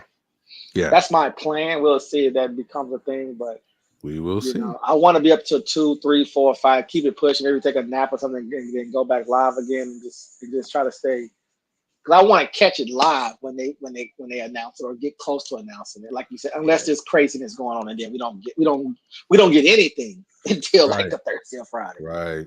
But I have a funny feeling though. I'm gonna There'll be say some I have a funny craziness like feeling 54%. You're right. And until we don't even have it, Right. no clear separation in some of these places. So. I don't want no 2000 shit though. I want to No, know. it ain't gonna be that. I don't think it'll be that. Nah. Yeah, I want to know. I feel like we're gonna have an answer before 2 a.m. I'm gonna call that now. Okay. All right. Yeah.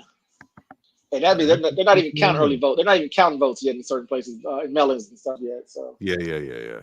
but Okay. I think we're gonna have I feel like we're gonna have a strong answer by 1 or 2 o'clock in the morning. I think we're gonna have a strong answer. Maybe not the final answer, but I think we're gonna be able to have be pretty strong on picking somebody at that point. Before everything comes. I mean, just me and you, just by looking at what's going on. Okay. I think we're gonna probably have a good. So that's just my opinion on that. I just want to get it on the will. record. 19 days early, 18 days. We'll see. Now 17 days. All righty. Well, this is the Code Breakers. This is Paradox. And this is DC. Until next time. Peace.